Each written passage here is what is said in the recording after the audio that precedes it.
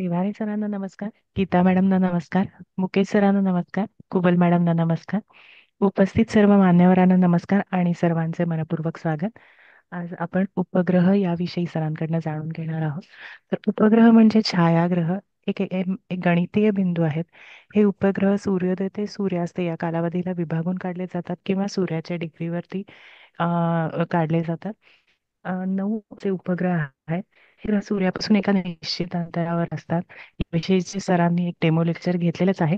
तर आताच्या लेक्चरमध्ये सरांकडनं याविषयी आपण विस्तारित जाणून घेऊया. मी सरांना विनंती करते की त्यांनी आजच्या लेक्चरला सुरुवात करावी. Thank you sir. Thank you madam. नमस्कार मॅडम, नमस्कार. पहिला स्वागत करणाऱ्यांचं स्वागत आहे. तर कुलकर्णी मॅडमने स्वागत, तर त्यांचं पहिल्यांदा स्वागत करतो. आणि आज आपला विषय जो आहे तो विषय म्हणजे तिथे हे छायाग्रह त्यांनी उल्लेख केलेला आहे तो बरोबर आहे.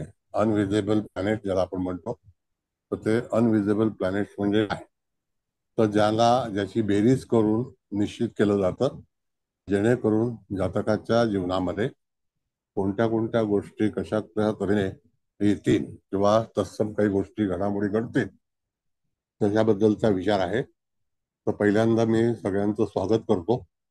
त्याच्यामध्ये जसं की चव्हाण मॅडम आहेत, कुबल मॅडम आहेत, देशमुख मॅडम आहेत, कुलकर्णी मॅडमने स्वागत केले म्हणून त्यांचं स्वागत करतो.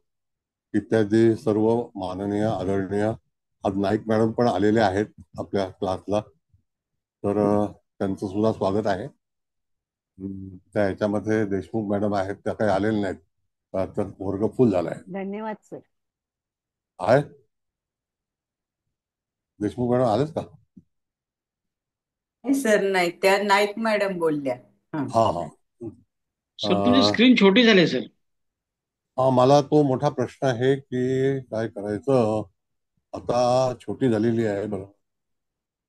तर होती ना मोठी, पण आता छोटी झाली. मगाशी मोठी होती. आता बरोबर आहे सर. आता झालं. हा,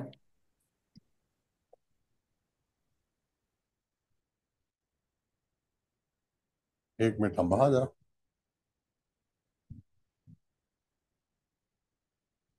मॅडम तुमचं सर जरा झाली बरोबर. आता झाली बरं. नाही मला दिसतच नाही, मला थोडी स्क्रीन नाही नाही दिसत. झाली, नाही झाली अजून.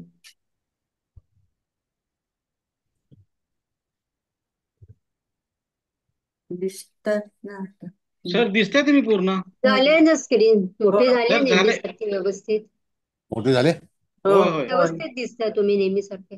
बरं, ठीक आहे. धन्यवाद सगळ्यांना, नमस्कार. सगळ्यांचं स्वागत आहे. काही मंडळींना जागा मिळाली नाही म्हणून ते बाहेर राहून गेलेले आहेत. तरी सुद्धा मी 2 जागा रिझर्व ठेवल्या होत्या, एक मुकेश भाऊंसाठी आणि एक चव्हाण मॅडमसाठी. तर ते वेटिंग रूम मध्ये होते, त्याच्याकरता मुकेश भाऊ तुम्ही आतमध्ये येऊ शकलात. आता तुमचा शपथविधी कधी आहे तो सांगा. आम्हाला बोलवा. हा, समारंभामध्ये आम्हाला बोलवा, विसरू नका. म्हटलं आम्ही हितचिंतक आहोत तुमचे. तर एनिवे, तर त्या ह्याच्यामध्ये आपल्याला चांगलं शिकायचं आहे. तर आता आपण जर पाहिलं तर तिथे आपलं म्हणजे उपग्रहाचा जो मार्गदर्शन भाग आहे, तर त्याबद्दल आपल्याला विचार करायचा आहे की जातकाच्या जीवनामध्ये होणाऱ्या घडामोडी. आता जसं कुबल मॅडम पत्रिका मांडतील आणि ती पत्रिका मांडल्यानंतर त्याच्यावरचा जो काही फलादेश आहे तो फलादेश आपण करणार आहोत. तर तो फलादेश करतेवेळी आपल्याला जे काही साहित्य पाहिजे. मुकेश भाऊ तुमचा फोटो दिसतोय, माझा फोटो दिसत? आम्हाला दिसतोय सर. माझा फोटो दिसतोय? होय होय, तुम्ही व्यवस्थित दिसताय नेहमी सारखेच. तर ठीक आहे, तर मला माझा फोटो दिसतोय. शेअर करू का पत्रिका? हा, पत्रिका शेअर करा. ओके. माझा फोटो दिसत नाही मला. तुम्ही सर दिसताय आम्हाला बरोबर पण. आम्हाला छान ठीक आहे, दिसतात चला नेहमी दिसता ना सारखे. तुम्ही, बस हो. ठीक आहे, कोई बात नाही. हा, आता आला, बोला. आता मॅडम पत्रिका लावतील. बघा, ही पत्रिका आहे 28 मे 1985 ची पत्रिका आहे. सकाळी 5:56 वेळ आहे मुंबईचं. आणि नंतर ही जरा तारीख लिहून घ्या, कृपया तारीख लिहून घ्या.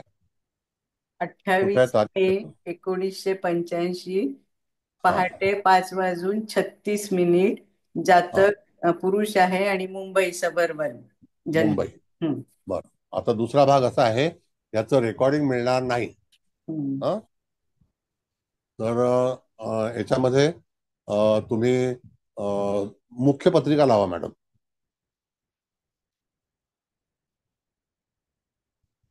बघा, मुख्य पत्रिका जी आहे आपली, तर त्यामध्ये मुख्य पत्रिका कुठलं लग्न आहे? मिथुन लग्न आहे का? म- अ, पहा. ऋषभ लग्न आहे सर. ऋषभ लग्नामध्ये रवी, मंगळ आणि बुध आहे का? होय होय, रवी हा, मंगळ बुध. मी बरोबर वाचू आहे. का? तुम्हाला दिसत नाहीये का? नाही, मला दिसत नाही. हा, मग वृषभ वाच लग्न आहे. वाच. हा. आणि लग्नात सूर्य, मंगळ आणि बुध आहेत. त्याच्यानंतर हम्म. धनस्थानात काही नाहीये. तृतीय स्थानात पण काही नाही. चतुर्थात चंद्र आहे. मग पंचमात कुठलाच ग्रह नाहीये. षष्ठात केतू आहे. सप्तमात शनी आहे. मग नंतर अष्टमात कोणी नाही. मग भाग्यात गुरु आहे. त्याच्यानंतर दशमात कोणी नाही. लाभात शुक्र आहे आणि व्ययात राहू आहे. आता ही पत्रिका जरा नोंद करून ठेवणे, कोणी वही पेन आणली असेल तर ती लिहून घेणे अत्यंत आवश्यक आहे. स्क्रीनशॉट काढून घेतील ना? हं. हरकत नाही, तर त्यांना जे काही करायचं असेल त्यांनी होय घेऊ होय. करावं. दुसरा भाग असा आहे की आता मॅडम पत्रिका लावतील, तर तत्पूर्वी मी थोडस विवेचन करतो, तर ते व्यवस्थित ऐकून घ्या. की याच्यामध्ये ही जी कुंडली आता ऋषभ लग्नाची आहे, त्याच्यामध्ये सगळे ग्रह आहेत. आपण 9 ग्रह घेतलेले आहेत हं. आणि 11 छायाग्रह आहेत. आता हे 11 छायाग्रह कसे निर्माण झाले, तर ते रेखांतरावरून त्याची निर्मिती झालेली आहे. दुसरा भाग असा आहे की हे बृहत जातक म्हणून नावाचं जे काही जे होते जातकाच्या संदर्भात, जे ऋषीमुनी होते, तर दक्षिण भारतामध्ये ही जी पद्धती आहे तिचा जास्तीत जास्त वापर होतो. जसं आपण पंचपक्षी पण दक्षिण भारतातच पाहिलेलं आहे. बरीचशी शास्त्र आपण दक्षिण भारतातली शिकलेले आहोत, शिकवत आहोत. तर त्या ह्याच्यामध्ये याचा विचार करतेवेळी 2 पर्याय आहेत. त्या 2 पर्यायामध्ये एक पर्याय असा आहे की जातक आपल्याकडे प्रश्नकुंडली घेऊन आला, तर त्यावरती तुम्हाला हे छायाग्रह जे आहेत त्यांची पोझिशन वर्तमान काळामध्ये कशी असेल आणि ते कधी त्या ह्याच्यामध्ये आता जातक कुठल्या ह्याच्यातून त्रासामध्ये असेल असा विचार केला जातो. त्यानंतर मूळ कुंडलीमध्ये आपल्या हे ग्रह अत्यंत अत्यंत जातकाच्या जीवनामध्ये गोंधळ घालतात, फलादेश पण देतात. पण ते फलादेश चांगले आहेत का वाईट आहेत, तर त्यामध्ये जे काही बिंदू आहेत, बिंदू इन द सेन्स की छायाग्रहांचे, ते छायाग्रह खरोखर त्या ठिकाणी कार्यरत होताना त्या स्थानाला काही धक्का पोहोचवतायत का, आणि त्याच्यामुळे जातकाच्या जीवनामध्ये एवढी चांगली ग्रहस्थिती मिळाल्यानंतर, जसं उदाहरणार्थ रवी, बुध आणि मंगळ हे 3 ग्रह इथे आलेले आहेत, तर त्यामध्ये बुध हा पंचमेश म्हणजे त्रिकोणाचा स्वामी आहे, तो मित्राच्या राशीत आहे. लग्नी रवी निश्चितच चांगल्यापैकी यशकारक आहे आणि तो बुधयुक्त आहे, म्हणून तो एक योग आहे. लग्नी मंगळ सुद्धा जो आहे तो स्थानबली आहे, म्हणजे लग्नी रवी सुद्धा स्थानबली आहे, मंगळ सुद्धा स्थानबली आहे आणि बुध सुद्धा स्थानबली आहे.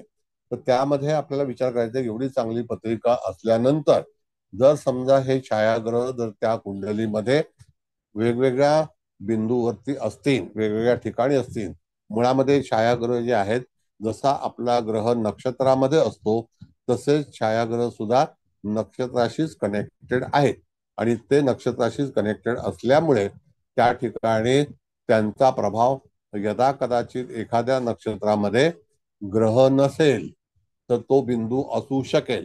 आपले ग्रह आहेत 9, बिंदू आहेत 11, तर त्यामध्ये बरे वाईट बिंदू जे आहेत त्याच्याबद्दलचा फलादेश तर आपण करणारच आहोत. तर त्याच्यानंतर त्या ठिकाणी यदा कदाचित तो चुकीचा बिंदू म्हणजे वाईट बिंदू आणि आपला शुभ ग्रह हे जर जन्माच्या वेळेला एकत्रित भ्रमण करीत असता जातकाचा जन्म झाला असेल, तर त्यावेळेला त्या जातकाच्या जीवनामध्ये निश्चितच त्या ग्रहाचं फलित जे आहे ते त्या ठिकाणी त्याला योग्य प्रमाणामध्ये मिळणार नाही. अशा तऱ्हेचा संकेत जो आहे तो आपल्याला विचार करावा लागतो. आणि त्याच्यातून जातकाच्या जीवनामध्ये यश किंवा अपयश जे असेल तर ते आपण जातकाला कसं सांगावं त्याबद्दलचा हा जो क्लास आहे तर तो प्रॅक्टिकल क्लास आहे. याच्यामध्ये आता डेमो लेक्चर आपलं पूर्वीच झालेलं आहे. तर गेल्या शुक्रवारी डेमो लेक्चर का झालं नाही, लेक्चर का झालं नाही, कारण का की त्या दिवशी कुबल मॅडम नव्हत्या. तर ते आमचे ऑर्गनायझर आहेत, तर त्याच्यामुळे त्या नव्हत्या म्हणून तिथे ते व्याख्यान झालेलं नाही. आतापासून पुढची 4 ते 5 व्याख्याने होणार आहेत.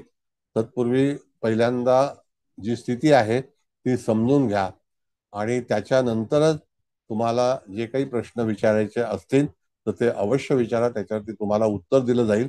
पण पहिल्यांदा जे योग आहेत, जे ग्रह आहेत, जे छायाग्रह आहेत, त्यांचा जो काही परिचय आहे किंवा त्यांचे झालेले योग आहेत, त्यांचे स्थानगत पर्याय आहेत, तर ती जातकाच्या जीवनामध्ये कशा स्वरूपाने सापडतील त्याचा विचार जो आहे तो लक्षात ठेवणे गरजेचं आहे.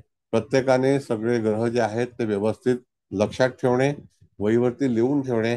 आता जो मॅडम तक्ता लावतील तर तो तक्ता जो असेल तो छायाग्रहाचा असेल आणि त्या छायाग्रहामधून जातकाच्या जीवनामधील होणाऱ्या हालचाली किंवा त्याचं जे स्थान आहे ते स्थान त्या जातकाला खरोखर फायदेशीर आहे का नुकसानदायक आहे आणि त्याचं पूर्ण वर्णन जे आहे ते वर्णन तुम्हाला माहीत असणं अत्यंत आवश्यक आहे. जर ते वर्णन माहीत नसेल तर त्यावेळेला त्या ठिकाणी ह्याची जी काही व्यवस्था असते म्हणजे ग्रह दिसण्याची ती काही नेमकी तशीच असेल असं नाही. तर त्याच्यामध्ये सूर्य, राशी आणि तो स्थान आणि ते ग्रह या सगळ्यांची बेरीज करून हे सगळं निर्माण केलेलं असतं. आता पहिल्यांदा हा ग्रह जो आहे तो कन्या राशीमध्ये प्रथम ग्रह सांगितलेला आहे, पण आपलं लग्न जे आहे हे ऋषभ लग्न आहे. तर ऋषभ लग्नामध्ये कधी कधी एका राशीमध्ये सुद्धा 3-3 छायाग्रह येऊ शकतात, जसं आपण गेल्या वेळेला पाहिलं होतं. मग तशाच दरम्यान मध्ये आपण जर बघितलं तर त्या ठिकाणी जातकाच्या जीवनामध्ये होणाऱ्या घडामोडी आपल्याला पहिल्यांदा वृषभ राशी शोधायची आहे. तर वृषभ राशीमध्ये यमघंटक असं कृत्तिका नक्षत्राच्या 3ऱ्या चरणामध्ये वृषभ राशीमध्ये 4°58 कलेला आलेला आहे. कळलं? म्हणजे तो एक लग्नबिंदू आणि लग्न राशीमध्ये तो तिथे आहे. तर तो तिथे असल्यामुळे जातकाचं प्रथम स्थान हे निश्चितच यमघंटक ह्याने तिथे दूषित झालेलं आहे असं आपल्याला सांगायला हरकत नाही. आता यमघंटक हा जो काही भाग आहे तर तो काळ जो आहे तो भयावह भयावह. आता बऱ्याच तऱ्हेच्या ज्याला आपण म्हणतो की काही भीतीदायक घटना यमघंटकाचा विचार तुम्हाला मी सांगतो. यम हा जो भाग आहे तो म्हणजे त्याचा अंत. कळलं का? यम अर्थ आहे अंत. जसं आपल्याकडे यम आपल्याला न्यायला येतो तर तो शेवटची घटना असते. काही वेळेला तुम्हाला सांगतो की जमिनीच्या आतमध्ये उगवणारे पदार्थ किंवा जन्माला येणारे पदार्थ, थोडस उदाहरण सांगतो तुम्हाला की रताळ आपण खातो, ते रताळाला सुद्धा यम म्हटलं जातं. कळलं का? कारण ते कुठून येतं तर रताळाचा जन्म तुम्ही पाहिला असेल तर तो जमिनीच्या आतमध्ये असतो की नाही? कुठे असतो? जमिनीच्या आतच. हा, मग त्याला पण यम म्हटलेलं आहे. हे सगळं माहिती असणं गरजेचं आहे. नाहीतर मी वाचतोय तुम्ही ऐकताय मग तसं नाही, हे सगळं मुखगत पाहिजे. तर आता त्या ठिकाणी आपण पाहिलं तर तुम्हाला कळेल की यम घंट आलेला आहे. मग ते ऋषभ लग्नाला आलेला आहे कृत्तिका नक्षत्रामध्ये. जरी त्याच्यामध्ये ग्रह आपण बघितला तर तो ग्रह कदाचित नसेल, पण वृषभ रास ही त्या यमघंटक या छायाग्रहाने दूषित झालेली आहे आणि त्याच्यामुळे त्या जातकाच्या जीवनामध्ये जे काही घडामोडी ज्या होणार आहेत तर त्या घडामोडीला त्याला निश्चितच सामोरं जावं लागेल. आता यमघंटक हा जो भाग आहे तर त्याला एक शेवट असं म्हटलेलं आहे आणि तो शेवट म्हणजे काय की त्या बऱ्याच प्रकारच्या कष्टदायक अनेक तऱ्हेच्या भयावह ज्याला आपण म्हणतो गोष्टी जातकाच्या जीवनामध्ये होतात. तर त्या अनेक तऱ्हेच्या साधारणतः 7 तऱ्हेच्या गोष्टी ज्या आहेत त्या ह्याच्यामध्ये सुचवलेल्या आहेत. तर आता तुम्ही फलादेश सांगू शकता की प्रथम स्थानामध्ये यमघंटक हा योग असल्यामुळे जातकाच्या जीवनामध्ये अनेक संकट, यमघंटक हे भयावह योग आणि 7 तऱ्हेच्या त्याच्या व्याख्या आहेत. तर जातकाच्या जीवनामध्ये असे कष्ट हे प्रथम स्थानामध्ये येऊ शकतात. आता त्याची जी डिग्री आहे ती डिग्री कृत्तिका नक्षत्राच्या 3ऱ्या चरणात म्हणजे कुंभ नवमाशामध्ये आहे. कळलं का? वृषभ राशी 458. हो हो बरोबर सर. आहे ना? हो, हा कुंभ नवमास येतो उग्र हा म्हणजे. आता जर समजा कुंभ नवमाशामध्ये मूळचा ग्रह कोण तुम्हाला तिथे पाहावयास मिळतोय का मॅडम? बघा, नाही त्याच्यावरती डिटेल दिलाय. नाही. लग्नबिंदू आहे काही? हा लग्न बिंदूच आहे फक्त ह्याच्यात म्हणजे कुठला ग्रह येत नाही माझ्या मते तरी. सगळ्यांनी बघा आता. म्हणजे ती पत्रिका लावल्याशिवाय माहिती पडणार नाही मॅडम. मग परत हे काढून पत्रिका लावू का? नाही सर, यमघंटक आहे ना कृतिका 3ऱ्या चरणात. हो, लग्न पण बिंदू ऐका ना नसतो का? मॅडम, फक्त लग्नच हा येतं ना. हा लग्न, हा फक्त लग्न लग्न. येतं. सर काय विचारतायत की कुठला ग्रह आहे का? हा ग्रह नाहीये ना. ग्रह आहे का? ग्रह नाहीये. ग्रह नाहीये सर. हा. हा, मग त्या राशीला हात तिथे तापदायक ठरेल. हो हो हो, राशीला म्हणजे लग्न स्थानालाच है ना. हम्म. हो आता ह्या यमघंटकामुळे जातकाच्या जीवनामध्ये कोणत्या कोणत्या गोष्टी होऊ शकतील असा जर आपण विचार केला तर जातक हा प्रथम स्थान जे आहे त्यामुळे त्या ठिकाणी 30 अंशाची जी राशी आहे, मग तो लग्नबिंदू, भावमध्य, रवी, बुध, मंगळ वगैरे वगैरे ह्या सगळ्या आहेत. पण त्याच्यामध्ये चौथा छायाग्रह जो आहे, म्हणजे चौथा म्हणजे छायाग्रह हा यमघंटक आलेला असल्यामुळे त्या जातकाला भीतीदायक वातावरण आणि चुकीच्या घडामोडी त्या जातकाच्या जीवनामध्ये निश्चितच होतील. आणि त्याचा त्रास जो आहे तो लग्नस्थान हे प्रथम स्थान असल्यामुळे त्या राशीला जास्तीत जास्त त्रास सहन करावा लागेल. अशा तऱ्हेचं फळ हे त्या जातकाला आपल्याला सांगावयास हवं. आता इथपर्यंत कळलंय का तुम्हाला? हो सर, कळालंय. पण मी एक प्रश्न विचारू का? म्हणजे हा, तो विचारा. आता पुढचा होतो की काय मला ते नाही कळत. पण आता इथे म्हणजे यमघंटक ते लग्नाच्या बिंदूला आलंय, नो डाऊट. हा तर हा त्याच्यामुळं तिथं म्हणजे ते स्थान बिघडलं म्हणजे प्रथम हो स्थान. ओके. हो पण हो त्याच्यात बुध, मंगळ आणि सूर्य हे 3 आहे. ते हा स्थानबली आपल्या पारंपरिक प्रमाणे ते पण बरोबर आहे. पण हो हे तिन्ही म्हणजे ग्रहांना कुठलाच हा अप्रकाशीय बिंदू किंवा छायाग्रह मिळाला नाही. तर मग आपण फळ देताना कसं द्यायचं असं मला हा विचारायचं. हा सांगतो. हा हा. हा चांगला प्रश्न आहे मॅडम. हं. त्याच्यामध्ये असं असतं की ज्या वेळेला असं एखादा चुकीचा बिंदू जातकाच्या जीवनामध्ये कुठेही आला, आता हे तर प्रथम स्थानच आहे, होय तर होय. त्या ठिकाणी आल्यानंतर जातकाच्या जीवनामध्ये काय घडू शकतं, तर हं. जातकाचं जे विजन आहे हा ते पूर्णपणे होऊ शकत नाही. एक तर छायाग्रहाचं महत्व काय आहे हे पहिल्यांदा जाणून घ्या, हं. की आपल्या पाठीमागे अशी काही भीतीदायक घटना घडू शकते की जेणेकरून आपल्याला सतत त्याचं भय वाटेल आणि हं. वाटत राहील. आणि हं. ते कार्य जे आहे ते आपल्या शरीरावरती त्याचा अंमल आहे, कारण ते प्रथम स्थान आहे. हं. म्हणून कधी कधी ह्या वृषभ राशीमध्ये 2-2 छायाग्रह सुद्धा येऊ शकतात. होय, येऊ शकतो. मग अशा वेळेला त्या ठिकाणी आपण जर पाहिलं तर तिथे जातक हा जो रवी, मंगळ आणि बुध हे 3 ग्रह जे आहेत ते त्या स्थानातले बलवान आहेत. कारण तो वृषभ लग्नाला त्रिकोणाधिपती आहे. होय. व्ययाधिपती म्हणजे धनाधिपती जरी असला तरी सुद्धा हं. तो त्या ठिकाणी भीतीदायक हं. भीतीच्या वातावरणामध्ये आहे. मग हं. आता भीतीच्या वातावरणामध्ये आहे म्हणजे काय, तर ह्या तिघांना जे कार्य करायचंय त्यांना स्थान चांगलं मिळालंय, हं. त्यांना पोझिशन चांगली मिळालेली आहे, तरी सुद्धा त्यांना रास चांगली मिळालेली आहे, तरी सुद्धा जातकाचा हा छायाग्रह जातकाला पुढे येऊ देणार नाही. हं. अशा तऱ्हेची भाकितं आपल्याला ह्या छायाग्रहाच्या संदर्भातील बृहत जातक मध्ये आढळतात. होय, छान समजलं सर. म्हणजे आपल्याला समजा इथे आपण समजा ही पत्रिका आली आणि आम्हाला जर तुम्ही हे शिकवलं नसतं तर आणि आपल्याला दिसतंय की अरे हा जातकाला एवढा मंगळ, सूर्य, बुध लग्नात असून पण ह्याला त्याचे फलित का नाही मिळत, तर त्याचं उत्तर इथे हा यमघंटक बिंदू आल्यामुळं तो जेवढी पाहिजे हवी तेवढी प्रगती करू शकत नाही, कारण हा बिंदूच निगेटिव्ह आहे ना. समजलं? खूप छान, थँक्यू. म्हणजे त्या बिंदूला प्राधान्य आपल्याला देता हा, येत नाही. होय तो होय. त्या ठिकाणी निश्चितच जातकाच्या जीवनात हं. अडचणी निर्माण करेल.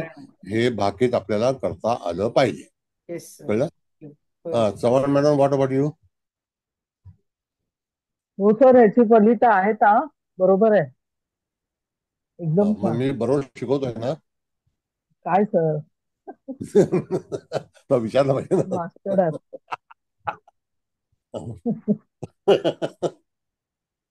तर काल पेडणेकर कसा तुमच्याकडून शोधला? आम्ही सगळं शिकतो. हो बरोबर, काल छान शोधलं.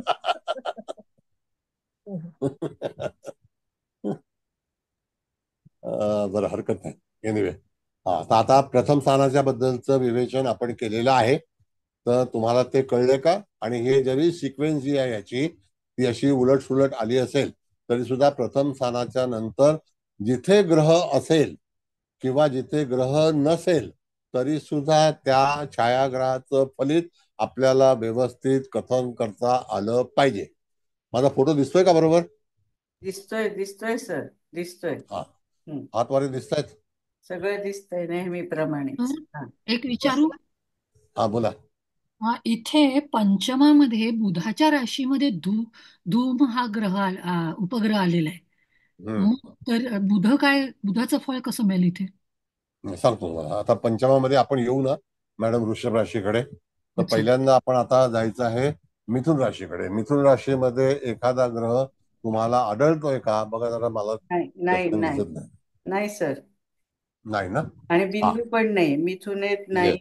कर्केत हा, नाही, सिंहेत नाही, डायरेक्ट आता कन्येमध्येच येतोय बिंदू. तो हा, मग बिंदू. आता तो धूम बिंदू आहे, होय. नाही का? हो. आता तिथे पंचम स्थानामध्ये कुठला ग्रह आहे का? नाही नाही. नाही. हं. नाही. मग त्याचा राशी स्वामी कोण आहे? तो बुध आहे, होय. बरोबर. आता हं. त्याच्यामध्ये आता पाटील मॅडमने जे विचारलं हं. तर हं. त्याला हे करून धरून तर त्या ठिकाणी धूम हा बिंदू जो आहे हा बिंदू पंचम स्थानाशी निगडीत आहे. त्याच्यामुळे धूमाचा पहिल्यांदा अर्थ असा आहे की एखादी गोष्ट, एखादी व्यक्ती, एखादं जे स्थान आहे ते धूम ज्याला आपण म्हणतो की तो आंदोलन करणारा छायाबिंदू आहे.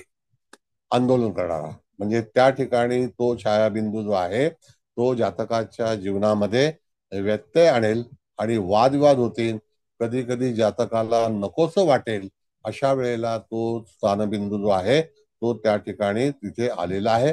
आता तो मॅडम कोणत्या नक्षत्रात आहे? हस्त नक्षत्रात आहे का बघा? चित्रामध्ये आहे सर. चित्र. चित्र. मग चित्रामध्ये आहे. हो. मग तो आरंभी आहे, कळलं का? आणि तो आरंभी असेल तर तो 3 अंश समथिंग आहे का काही? नाही सर, 26, 18, 26 46. 26 अंशाचे. हा, कन्या लास्ट. कन्या राशीमध्ये. हो, ओके. कन्या हा, मग कन्या. कन्या राशीमध्ये 26 ला आहे. हा. याचा अर्थ तो सिंह नवमाशामध्ये आहे. सिंह 26, 40, नवमास. एक मिनिट, नाही 26 सर. हे काय, सिंह नवमास. डिग्री बरोबर डिग्री सांगा. बरोबर. डिग्री 26, 1846 ना. मग ते 26, 18, 46 सिंह नवमाश येतो. हा, सिंह नृपावश बरोबर आहे ना. कन्येला शेवटचा नवमाश कन्या. होय हा, होय. मग आता त्या ठिकाणी जातकाला आपण फलादेश कसा करायचा? तर पहिल्यांदा ही रास कोणाची आहे? तर बुधाची आहे. आता बुधाची रास आहे, स्थान कोणाचं आहे? तर पंचम स्थानाशी संबंधित असणाऱ्या ज्या काही गोष्टी आहेत तर त्या गोष्टीचा आपल्याला फलादेश द्यायला हवा. म्हणजे जातकाच्या जीवनामध्ये धूम हा बिंदू निश्चित चांगलं कार्य करणार नाही. जरी तिथे ग्रह नसला तरी आणि ग्रह असतात तरी. यदा कदाचित एखादा ग्रह क्लोज सर्किट मध्ये जेव्हा येतो किंवा एकाच नवमाशामध्ये येतो त्यावेळेला तो जास्ती हानिकारक ठरतो. पण इथे चित्रा नक्षत्राच्या पहिल्या चरणामध्येच आलेला असल्यामुळे त्या ठिकाणी जातकाच्या जीवनात पंचम स्थानासंदर्भात आपण ज्या ज्या गोष्टी पाहतो त्या ठिकाणी धूम ह्या छायाबिंदूचा निश्चित त्याला फलादेश भोगावा लागेल किंवा त्याच्या कृती ज्या आहेत त्या चुकीच्या ठरू शकतील.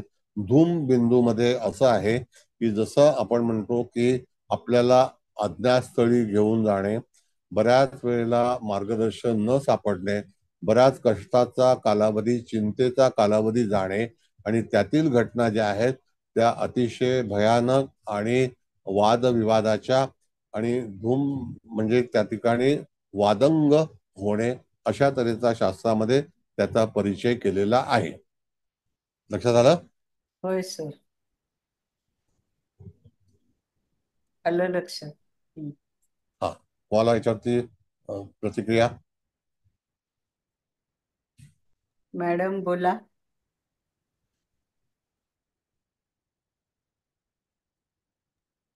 हरे कृष्ण. हरे कृष्ण. मग इथे जो नृपांश लाभला आहे तर त्याचा काही उपयोग होणारच नाही. नाही, नृपांश हा मॅडम कसा माहितीये का, आपण जे सूक्ष्मांश आहे ना तो सूक्ष्मांश कोण जानकी बोलते ना? हो. हा, तर त्या ठिकाणी नृपांश हा जो आहे हा नक्षत्राच्या पहिल्या चरणातल्या बिंदूचं नाव सूक्ष्मांशामध्ये आहे. कळलं का? पण तरी सुद्धा त्या ठिकाणी आपण सर्वतोभद्र चक्राचा जरी आधार घेतला आणि किंवा नवमाशाचा जरी आधार घेतला आणि कुंडली वाचन फक्त छायाग्रहा संदर्भात केलं तरी सुद्धा हा नृपांश बिंदू जो आहे तो सुद्धा विस्कळीत झालेला आहे. आणि धूम ह्या बिंदूला अतिशय कठोर आणि सगळ्या गोष्टी आव्हानात्मक. मी तुम्हाला एक छोटासा परिचय सांगतो की धूम नावाचा पार्ट 1 पार्ट 2 आला होता, तो सिनेमा बघा. तर त्या ठिकाणी रशियामध्ये त्याचं शूटिंग झालं होतं, युक्रेनमध्ये वगैरे. तर त्यावेळेला त्या ठिकाणी बरीचशी आंदोलनं, वादविवाद, घडामोडी, अत्यंत वाईट घडामोडी, चिटिंग, मर्डर अशा काही गोष्टी घडल्या होत्या. तसंच धूम हा जो काही बिंदू आहे तो घातक आहे, आंदोलन करत आहे. वाटेल तशा उलटसुलट घडामोडी जातकाच्या जीवनामध्ये होऊ शकतात आणि त्या रिलेटेड पंचम सणासंदर्भातच होतील असा तिथे विचार केलेला आहे.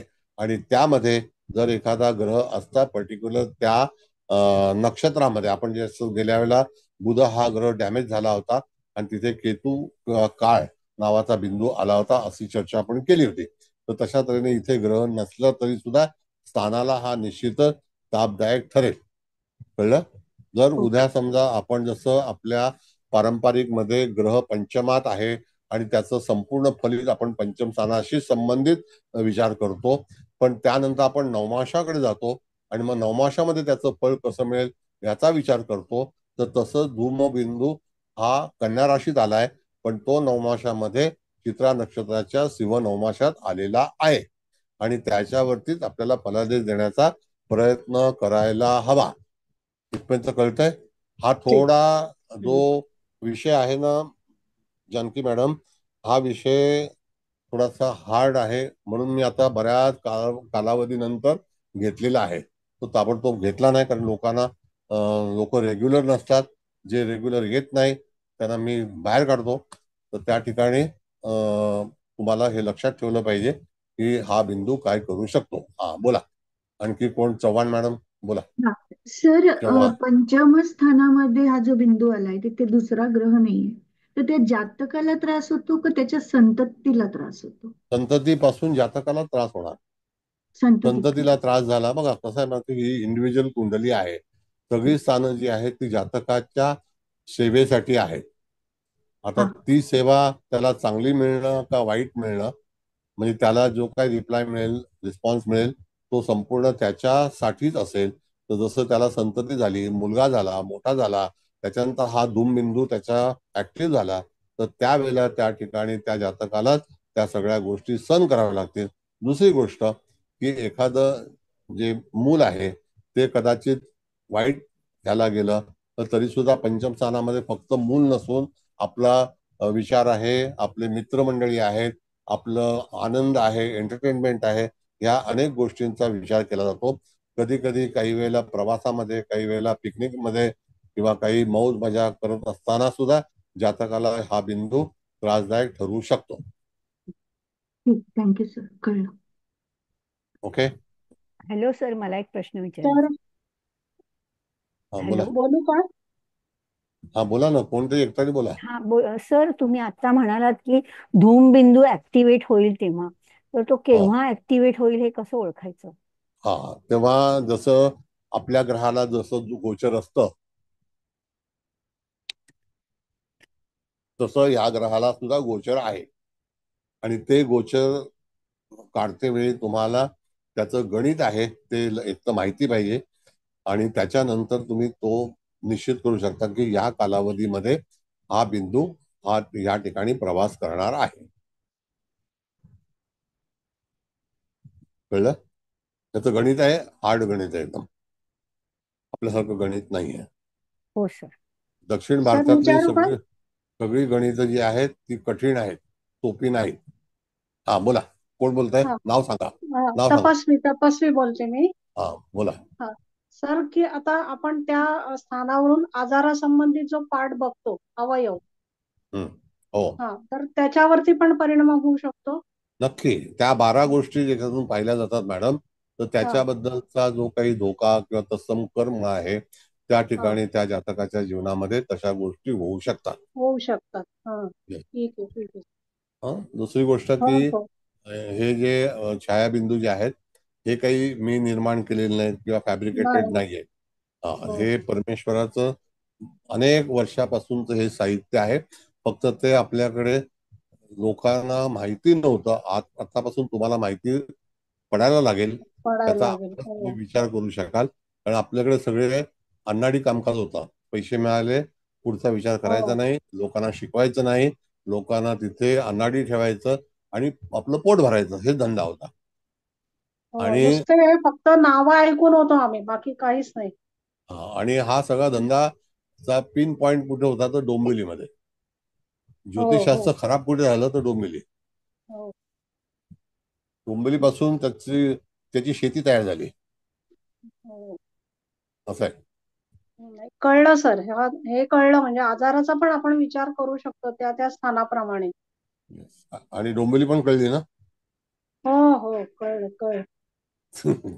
हो सर, खूप खूप धन्यवाद. धन्यवाद धन्यवाद. बोला नेक्स्ट. नमस्कार मॅडम सर. आता नमस्ते. नमस्ते सर एक बोला. विचारू सर. सर मग हा बोला. हा धूमकेतू इथे कन्या राशीमध्ये, मग त्या बुधाचाही विचार करायचा का त्याच्या स्वामीचा हो आपण? बुध आता पहिला कारण मुळातच प्रथम स्थानामध्ये बुध हा चिंतेत आहे. हो, आणि 0 डिग्रीवरती सुद्धा आहे ना तो. Yes yes. म्हणजे हो तो जवळ आहे, त्याचा तो त्या बिंदूच्या जवळ आहे, यमगंटकाच्या जवळ. यमगंटाच्या जवळ. हो, जवळच आहे तो. म्हणजे तो झाला जास्त का दूषित झाला ना, कारण की स्वामी म्हणून सुद्धा आणि धूमबिंदू त्याच्या राशीत Yes. आहे बुधाच्या अतिशय कन्येमध्ये. चांगला अभ्यास आहे तुमचा. तर very good very good very good. Good observation. Thank you. प्रत्येकाने नाव सांगा, कोण बोलणार आहे. सर मी सर मी पद्मा बोल सुजाता आहेर बोलत होती. सुजाता ठीक आहेर. ठीक आहे. थँक्यू. सर मी पद्मा थँक्यू. बोलते. हे जे जेवढे छाया बिंदू आहेत ते सगळे महादोषच असतात का पत्रिकेमधले? नाही नाही नाही नाही नाही, काही चांगले आहेत, चांगले येतील तेव्हा चांगला परिचय करू. ओके निश्चितच. Yes, okay. चांगले येतील ना मॅडम, त्यावेळेला त्याच्याबद्दलचा परिचय जो आहे तो चांगल्यापैकी दिला जाईल. चालेल. ओके. बोला नमस्कार सर, मी सरोज शिंदे बोलते.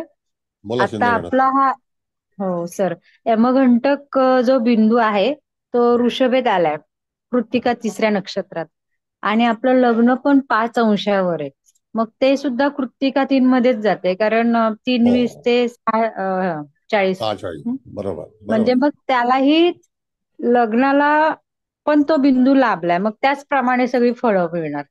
नक्की नक्की. मी सगळ्यात यमघंटक. पहिल्यांदाच, मला काही डिटेल्स माहिती नव्हतं तरी सुद्धा मी पहिल्यांदा चर्चा करताना लग्नबिंदू जवळपास आहे का असा विचार केला होता. हो, लग्न बिंदू 5 म्हणजे आहे, जवळपासच आहे ना, एकाच ह्याच्यात आहे, म्हणजे बरोबर. नवमांशात, एकाच नवमांशात येतो. कुंभ नवमाशामध्ये आहे. हो हो हो. बरं, मुख्यमंत्री तुम्ही बनताय का शिंदे? काय बोलतो सर? म्हटलं मुख्यमंत्री शिंदेच बनतायत का? सर तुम्ही सांगणार ते. मला तर वाटतं शिंदे बनतील म्हणून. शेवटी शिंदेचं नाव काढलेलं आहे आता. हो सर, चांगली गोष्ट झाले तर चांगली गोष्ट होईल असं वाटतंय, म्हणजे सत्ता यावी परत हीच. Yes, आता मुकेश भाऊ डेप्युटी चीफ मिनिस्टर. छान, बरोबर बोलला. अभिनंदन मुकेश सरांचं. ते काय माहितीये का, मुख्यमंत्री तर राजेश खन्नाचा पिक्चर बघितला ना, एक मुख्यमंत्री बाकी सब उपमुख्यमंत्री. हो सर, कळलं का? सध्या ते तसंच आहे. अगदी बरोबर आहे. बरं, छान ठीक सर. आहे, चला, थँक्यू. बरं, सर नेक्स्ट. नमस्कार, बेंद्रे थँक्यू सर, बोलतोय. थँक्यू. बोला बोला, नमस्ते. मला असं विचारायचं, हे सगळे जे नाव आहेत ना, यमघंट आणि व्यतिपात वगैरे, तर यातली काही नावं आपले जे योग आहेत त्यांना पण हीच नावं असतात. हो हो, तर त्या योगांचं आणि ह्यांचं काही कनेक्शन आहे का? सांगतो. कसं आहे माहितीये का साहेब, सुरुवातीला जर पंचांग तुम्ही बघितलं 1700 सालातलं, म्हणजे शिवाजी महाराजांचा नंतरचा काळ, छत्रपतींच्या नंतरचा काळ, ज्या वेळेला पंचांग बनलं त्यावेळेला त्याचं नाव पंचांग नव्हतं. त्यावेळेला तिथी, वार आणि नक्षत्र होतं. करण आणि योग नव्हते. आणि करण आणि योग नंतर बनले, तर त्याचं जे मेथड आहे ते सुद्धा त्या ह्याच्यातूनच घेतलेलं आहे. यातनच घेतलेले आहेत. यातलंच घेतलेलं आहे. आणि मग ते विष्टी वगैरे सगळं जे आहे ते सगळं इथूनच घेतलेलं आहे. बरोबर आहे, कारण हा यमघंट बऱ्याच वेळा दिसतो त्याच्यात. येस. बर, ओके सर, थँक्यू.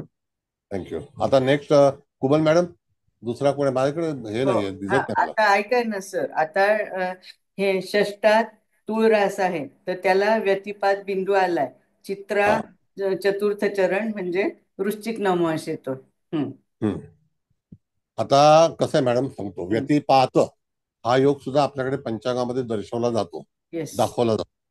तर व्यतिपात म्हणजे मी गेल्याला पण सांगितलं होतं, सूर्य आणि चंद्र यांची जेव्हा गती जी असते ती एकसारखी आल्यानंतर व्यतिपात योग छायाग्रहामध्ये तयार होतो. म्हणजे उदाहरणार्थ समजा 10 अंशाचा जर समजा रवी आहे आणि तो 10 अंशाचा रवी इत्यादी ठिकाणी कुठेही असेल, तर त्यावेळेला तो व्यतिपात योग हा तयार होतो. मग त्याला त्या ठिकाणी व्यतिपात आहे जो, तो त्या ठिकाणी हानिकारक आहे. म्हणजे चंद्र आणि सूर्य याच्यापासून निर्माण झालेला व्यतिपात योग हा योगकारक नाही, तो हानिकारकच आहे.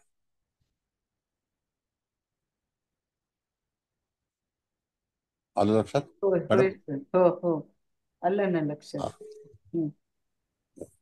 सूर्य आणि चंद्र यांच्या एकसारख्या गती जेव्हा असतील तर त्याला अनुसरून तिथे कलेमध्ये काही वेळेला घेत नाही, पण अंशामध्ये तो एक व्यतिपात योग तयार होतो. बोला, कोणाला काय बोलायचंय की पुढचं घ्यायचंय? मला वाटतं आता मॅडम तुम्ही जो चार्ट काढला ना, चालेल, तर बाकी सगळ्यांनी मला वाटतं हे घेतलेलं आहे. काढते सर. एक प्रश्न विचारू का? हा, बोला.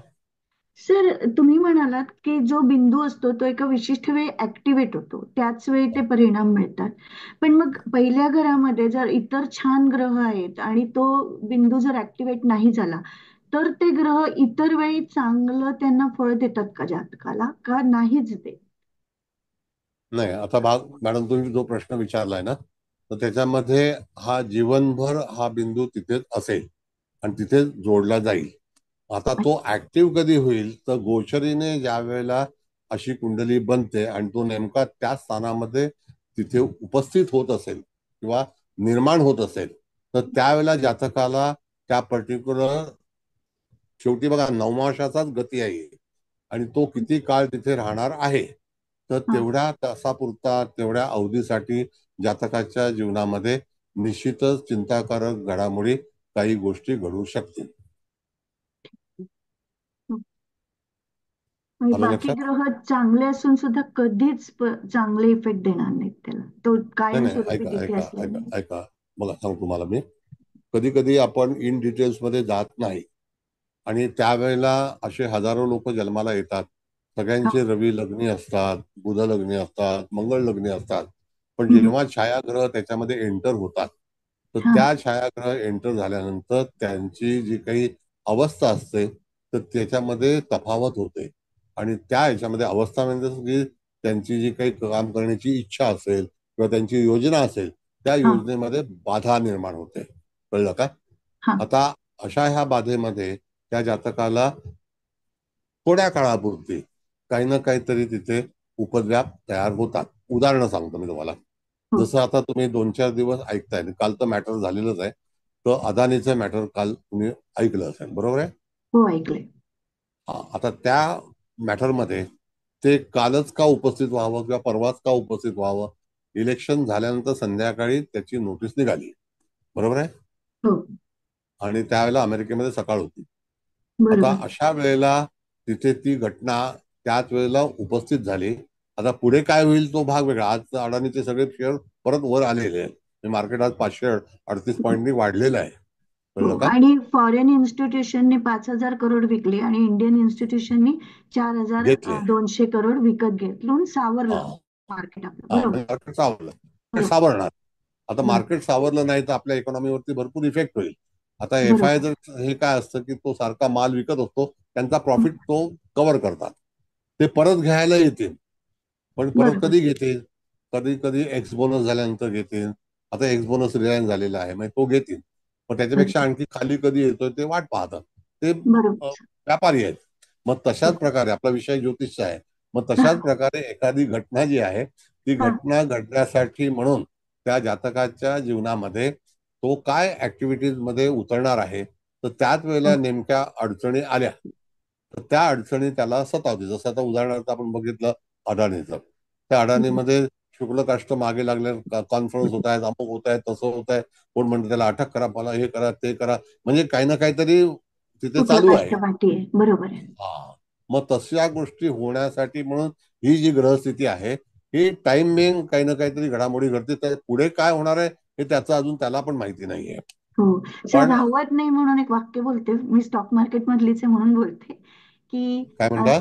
मी स्टॉक मार्केटमध्येच काम करत होते, म्हणून बोलते की त्यांचं डिसेंबरला त्यांचं प्रॉफिट बुकिंग होतं युएसचं. त्यामुळे सुद्धा हे विकले जाऊन त्यांनी प्रॉफिट बुकिंग केलं एक आणि काही असू शकतं. संधी साधली फक्त येस यावेळेची. येस येस, होऊ शकतं, काही होऊ शकतं. बरोबर. इथे आपण अज्ञानी लोक आहोत. आपल्याला अजूनपर्यंत शेअर बाजार काय आहे कळलेलंच नाहीये, कळलं ना? बरोबर आहे. स्टॉक मार्केट हे फार वरच्या लेवलची अथॉरिटी सांभाळते, आपण सांभाळत नाही. हो सर, बरोबर आहे सर. ठीक, थँक्यू सर. थँक्यू. बरं, आता हा बिंदू झाला, लक्षात आलं? होय सर, आलं. चंद्र आणि रवीचा जो भाग आहे तो लक्षात आला का सगळ्यांच्या? बोला बोला. आला आला सर. हो सर. सर, छान समजलं. हो सर. हो सर, हो सर, छान. Very good. चलो नेक्स्ट. आता सप्तमात वृश्चिक रास आहे. त्याच्यात कुठलाही हा म्हणजे उपग्रह छायाग्रह काय म्हणायचं तो बिंदू नाहीये. पण अष्टमात धनुरास आली, त्याच्यात मात्र गुलिक आणि मांदी हे दोन बिंदू आले आहेत. आता गुलिक मांदीची युती आहे, बरोबर आहे? होय होय होय. मांदी इज अ टेल, आणि तो मांदी काय करतो तर त्या ठिकाणी त्या जातकाच्या जीवनामध्ये निगेटिव्ह कर्म असं सांगितलेलं आहे, कळलं का? इट्स अ निगेटिव्ह कर्म. आता निगेटिव्ह कर्म म्हणजे जातक हा जो आहे एक तर स्वतः निगेटिव्ह कर्म करतो किंवा त्या ठिकाणी जातकाला तसं करावं लागतं किंवा त्याच्या विरुद्ध कोण न कोणतरी तिथे त्या ठिकाणी एखादी गोष्ट त्याच्यासाठी वाईट निर्माण करतं. म्हणजे तिथे दोन बिंदू एकत्र, गुलिक पण आलेला आहे ना मॅडम? होय, गुलिक पण आलाय. तर मांदीचा विचार असा आहे की जिथे मांदी असेल किंवा त्याच्यासोबत जर ग्रह असेल, आता हा मांदी ग्रह जो काही छायाग्रह आहे हा कोणत्या स्थानात आलेला आहे? अष्टमात आहे सर, वृश्चिक पूर्वाषाढा 1. राशीमध्ये. पूर्वाषाढा नाही, धनुत आहे, धनुत धनुत. धनु राशीमध्ये. आता पूर्वाषाढा 1 पूर्वाषाढा ना, म्हणजे सिंह नवमास. शिवनोमास. मग आता त्या ठिकाणी मांदी आलेला आहे, तिथे ग्रह नाही आहे नाही, पण ग्रह स्थान नाही. आहे. होय.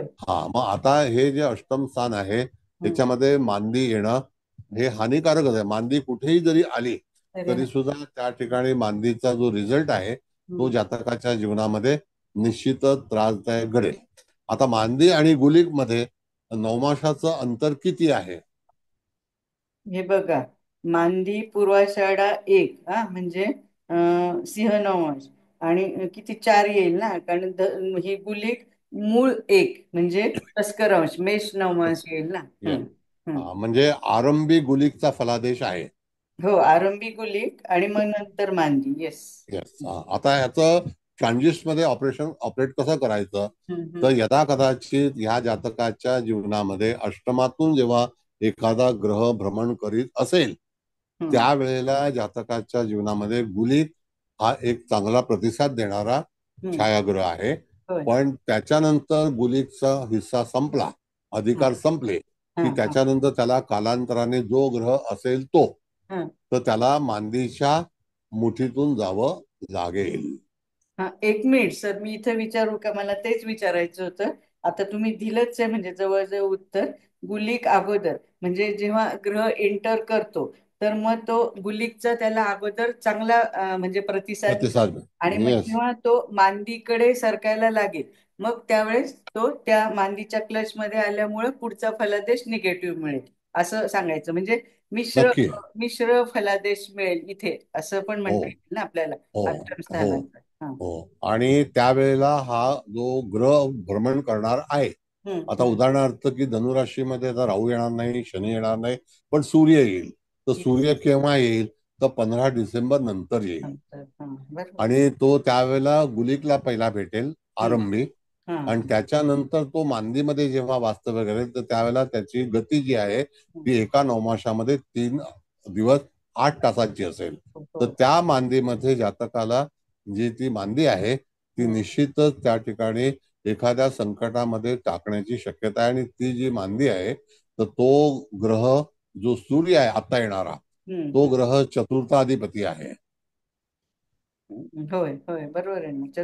बरोबर आहे ना. मग चतुर्थाधिपती असल्यामुळे त्या ठिकाणी जातकाच्या जीवनामध्ये चतुर्थ स्थानाची दुःख ही निश्चितच तिथे निर्माण होतील आणि त्याचा वेळ जो आहे कालावधी जो आहे तो 3 दिवस 8 तासाचा असेल असं आपण जातकाला सांगायचंय. म्हणून हा जो पार्ट आहे हा मांदी असो, गुलिक असो किंवा आणखी कुठलेही जे यमघंट वगैरे जे आहेत हे सगळे नवमाशाशी निगडीत आहेत आणि ते 3 अंश 20 कलेच्या अंतर्गतच आहेत.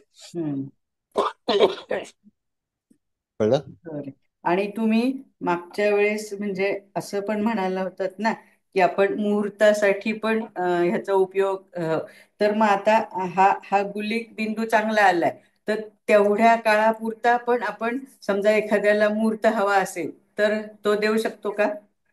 मांदी आता जर समजा नाही गुलिक मांदी सोडून फक्त समजा गुलिक आहे, आणखी इतर पण आहे ना, हो ना हो ना इंद्रधनुष हो इंद्रशाप वगैरे आहे ना. आहेत ना तर त्याची जी काही अवधी आहे त्याचा तो साधारणतः 11 मिनिटाचा आहे. त्याचा 11 मिनिटाचा अवधी आहे. अवधी बरोबर आहे. म्हणजे इंद्रचाप जो आहे म्हणजे चाप म्हणजे धनुष्य. हो रेनबो रेनबो सांगितलं होतं. रेनबो. छान छान समजलं. बोला आता कोणाला काय बोलायचंय. मी म्यूट होते. बघा मी स्लो का घेतोय कारण सगळ्यांना व्यवस्थित कळलं पाहिजे. नाही तर माझा स्पीड एकदम बुलेट सारखा आहे. कळलं? हा कळलं नाही कळलं मला कळलं बाद झालं असं आहे. हॅलो सर, मी मनाली नाईक बोलते. मला असं विचारायचं होतं की आपण नवमांश कुंडली मांडून त्यात हे बिंदू दर्शवले तर फलादेश व्यवस्थित सांगता येईल का? हो नक्की. कारण का आता शेवटी तुम्हाला बघा आता हे हा जो चार्ट आहे हा रिलेटेड नवमांशाचाच आहे आणि त्याची जी काही रेखांश दाखवलेला आहे ना तर ते पर्टिक्युलर नवमांशामध्येच दाखवलेलं आहे की या अमुक एका राशीमध्ये 3ऱ्या चरणात 4थ्या चरणात आपल्याला फक्त आयडेंटिफाय करता आला पाहिजे की हा नवमांशामध्ये. आता जसं मॅडमने सांगितलं की धनुराशीमध्ये पहिला तस्करांश आला, गुलिक आला, मग त्याच्यानंतर तो जो नवमांश आला तो सिंह आला. काय मॅडम मांदी सिंह आला ना. होय होय सिंह नवमा. मग आता सिंह जर मांदी आला तर त्या ठिकाणी तुम्हाला जर तिथे तुमच्याकडे मास्टरी असेल तर तुम्ही फटकन ओळखू शकता. त्यासाठी नवमाश कुंडली काढली तर उत्तम आहे, नो डाऊट, चांगली गोष्ट आहे. नवमाशामध्ये 12 ग्रह असतात, 12 स्थाने असतात. त्याच्यामध्ये तुम्हाला काय करायचं आहे 11 ग्रह भरायचे आहेत. कळलं? धन्यवाद. बोला.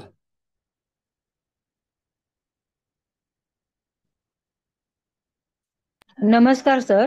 आता जसं समजतं. आपण ह्याला म्हणालो की 11 मिनिटाचा अवधी आहे इंद्रचापसाठी, तर असा प्रत्येक उपग्रहांचा काही अवधी असेल का 11 मिनिटाचं आहे. पण सगळ्यांना 11 एक आहे, बिंदूला? मुहूर्तासाठी नाही मॅडम, नाही नाही, मुहूर्तासाठी. मुहूर्तासाठी नाही म्हणते मी. म्हणजे हा, आता जसं याला असेल तसं प्रत्येक ग्रहाला असेल ना, या उपग्रहांना म्हणजे हो हो इनव्हिजिबल ग्रहांसाठी प्रत्येकाला 11 मिनिट. हो. ओके पण सर, आता ऐका धन्यवाद. ऐका, परत परत सांगतो. हा हो सर, सांगा. आपल्याला जर मुहूर्त काढायचा असेल तर त्याचा उपयोग 11 मिनिटाच्या आतील कार्यामध्ये करायचा असतो. ओके. कळलं का? आणि हो. जर समजा मुहूर्त काढायचा नसेल पण ट्रान्झिट प्लॅनेटरी पोझिशन जेव्हा बघायची असेल तर त्यावेळेला तुम्हाला परत शनीकडे 110 दिवसांनीच जायचं. हो. ओके ओके, म्हणजे त्या कळलं? ग्रहाच्या राहूकडे कालावधीप्रमाणेच जायचंय. ओके. 60 दिवसाचा राहू पकडलाच पाहिजे. पाहिजे. अच्छा. 42 एक दिवसाचाच महिन्याचा पकडला रवी. पाहिजे. हो येस. हो सर, चंद्र हो 6 हो सर, तासासाठीच उपलब्ध असेल. हे एवढं बरोबर. सगळं माहिती असल्याशिवाय तुम्ही प्रख्यात ज्योतिषी होऊ शकणार नाहीत. नाही. होय सर. हो सर, हो सर. म्हणजे ती 11 मिनिटं त्या ग्रहाच्या त्या तेवढ्या ह्याच्यात कधी येतात ती शोधून ती मगच आपण ताळमेळ घालायचा आणि तो बसवायचा त्यात. हो सर, पर्टिक्युलर कॅव्हिटी आहे, समजलं. कॅव्हिटी आहे. हो सर. कळलं का? हो, असं आहे. म्हणजे पूर्वी त्या मॅडम तुम्हाला हो हो सर, बोला बोला. पूर्वीची शास्त्र एवढी विद्वान होती. मी तुम्हाला एक गोष्ट सांगतो.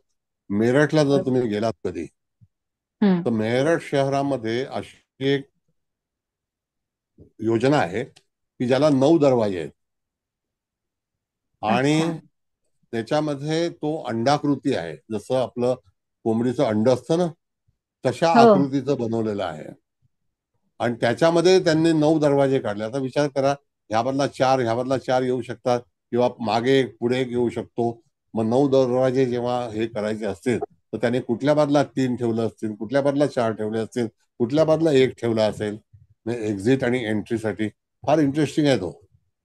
म्हणजे हे हो सर, सगळं जे कलात्मक गोष्टी जी आहेत तशीच ही जी गोष्ट आहे ही तुम्हाला याच्यामध्ये पाहता आली पाहिजे. हो सर, बरोबर आहे. म्हणजे त्याला एक स्थिती आहे, अवधी आहे. मग तो तुम्हाला हिशोब करता आला पाहिजे. हो कळलं? बरोबर आहे. हो सर, हो समजलं सर. बरं, नेक्स्ट मॅडम कुठला बिंदू आहे धन्यवाद. बघा. धन्यवाद भाग्यात सर. धन्यवाद भाग्यात धन्यवाद. मकर रास आहे. धनिष्ठा 1 नक्षत्र म्हणजे हा म्हणजे शिवनमोल शिवनमास. येतं आणि हा काळ बिंदू आलाय तिथे. हो काळ. हो हं, हं, हं, येस. आता काळ बिंदू नावाचा जो बिंदू आहे हं. तर जातकाला आपण एक जर त्याच्यामध्ये ग्रह असेल तर आहे. त्याला सूचना द्यायची. हा. त्या पर्टिक्युलर क्लच मध्ये जर बिंदू असेल, त्या पर्टिक्युलर नवमाशामध्ये बिंदू असेल तर त्यावेळेला जातकाला पर्टिक्युलर ते स्थान कधी ना कधीतरी हानिकारक ठरणारं असेल किंवा त्या स्थानापासून जातकाला हानी पोहोचू शकते. आणि काळ हा वाईटच आहे, चांगला नाही. तर तो काळ एक सांगितलेला आहे की काळाच्या 2 बाजू आहेत. त्या ह्याच्यामध्ये वाईट काळ आणि अंधारमय. कळलं? तर जातकाच्या जीवनामध्ये यदा कदाचित एखाद्या दिवशी असा काळोख निर्माण होईल की ज्याला समोरचं काहीही सुचणार नाही आणि संकटावरती संकट जातकाच्या जीवनामध्ये येऊ शकते. असा फलादेश जो आहे तो तुम्हाला काळ नावाच्या छायाग्रहाशी संबंधित देता आला पाहिजे. माझी भाषा बरोबर आहे ना? मग काय, बरोबर म्हणजे काय, हे उत्तम आहे. आता मी विचारू का, तुमचं झालं असेल तर. तर बोला. इथे काळ बिंदू आलाय, नो डाऊट तो चांगला नाहीच आहे. पण इथे गुरु पण आलाय, पण तो गुरु काही त्याच्या क्लच मध्ये नाही, कारण गुरु बरं. श्रवण 4 म्हणजे धनांश मध्ये आहे. पण तरी सुद्धा ह्या संपूर्ण पॉकेटला हा काळ बिंदू मिळाल्यामुळे तो गुरु पण त्या म्हणजे जातकाला, आता गुरु आपण ते तर भाग्यात आलाय ना, तर ते भाग्य निर्माण करायला म्हणजे हवी तेवढी मदत नाहीच करू शकणार ना. नाही, आता भाग 2 आहे बघा मॅडम, की तिथे गुरु आहे नक्की. होय होय तो एका राशीमध्ये आहे हे पण नक्की आहे. होय आपण जसं होय. प्रथम स्थानामध्ये 3 ग्रह पाहिले हे सुद्धा निश्चित. हो ना. मग अशा वेळेला तो गुरु आहे, त्या गुरुला कधी ना कधीतरी वाईट काळ पाहावा लागेल. कारण का की त्याच्याच पॉकेटमध्ये इन बिटवीन दॅट झोडिया तिथे कुठला ना कुठला ग्रह जो बसलाय तो आहे गुरु. आणि तो मकर राशीमध्ये आहे का कुंभ राशीत आहे मॅडम? नाही, मकर येत आहे. मकर म्हणजे तो गुरु भाग्याचा कारक आहे. हो ना, हो ना. आता जेव्हा कधी कधी आपण असं म्हणतो की भाग्याचा कारक ग्रह गुरु अतिउत्तम, फार छान, तुमच्या जीवनामध्ये एकदम सुनेरी यादे असं होईल, तर तसं होत का नाही? कारण का काळ बिंदू तिथे आहे. तर काळ बिंदू तिथे असल्यामुळे जातकाला कधीतरी अंधारमय आयुष्य हे जगावं लागेल, असं ह्या काळ नावाच्या बिंदूचा फलादेश आहे. आणि अजून एक विचारते, म्हणजे मी असं ऐकलंय म्हणून म्हणतीये. आता हा म्हणजे मागे आली मी थोडीशी, अष्टमात मांदी आली आणि अष्टमात धनुरास आहे आणि तिथे मांदी आहे, म्हणून हा मांदी स्वामी म्हणून गुरु असं काही आपण बोलू शकतो का?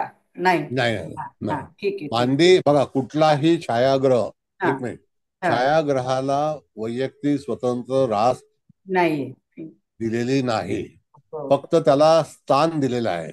आता जर समजा की एखादी मुंगी आली किंवा मुंगळा आला, तर मुंगी आली तर ती पर्टिक्युलर पार्ट मध्ये आलेली आहे, ती त्या घराची मालकीण नाही.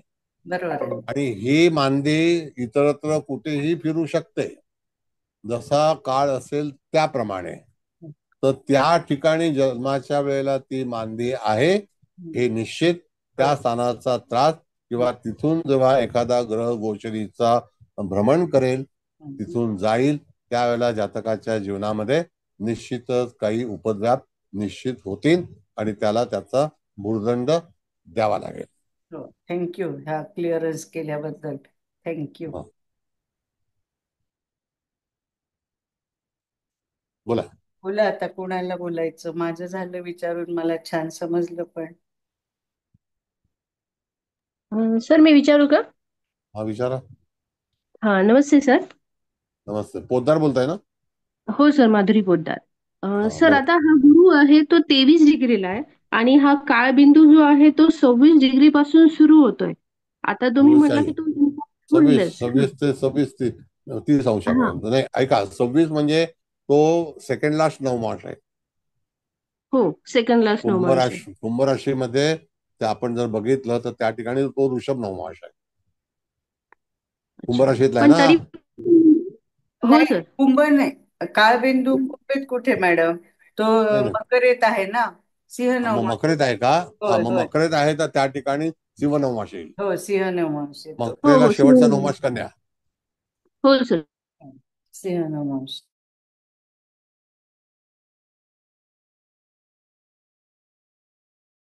पण त्या क्लच मध्ये धरायचा, कारण पुढे काळबिंदू होतो ना. जर समजा पुढे काळबिंदू आहे आणि मागे गुरु आहे, तर गुरुच्या योजना ज्या आहेत, आता हा योजना भाग झाला, कळलं का?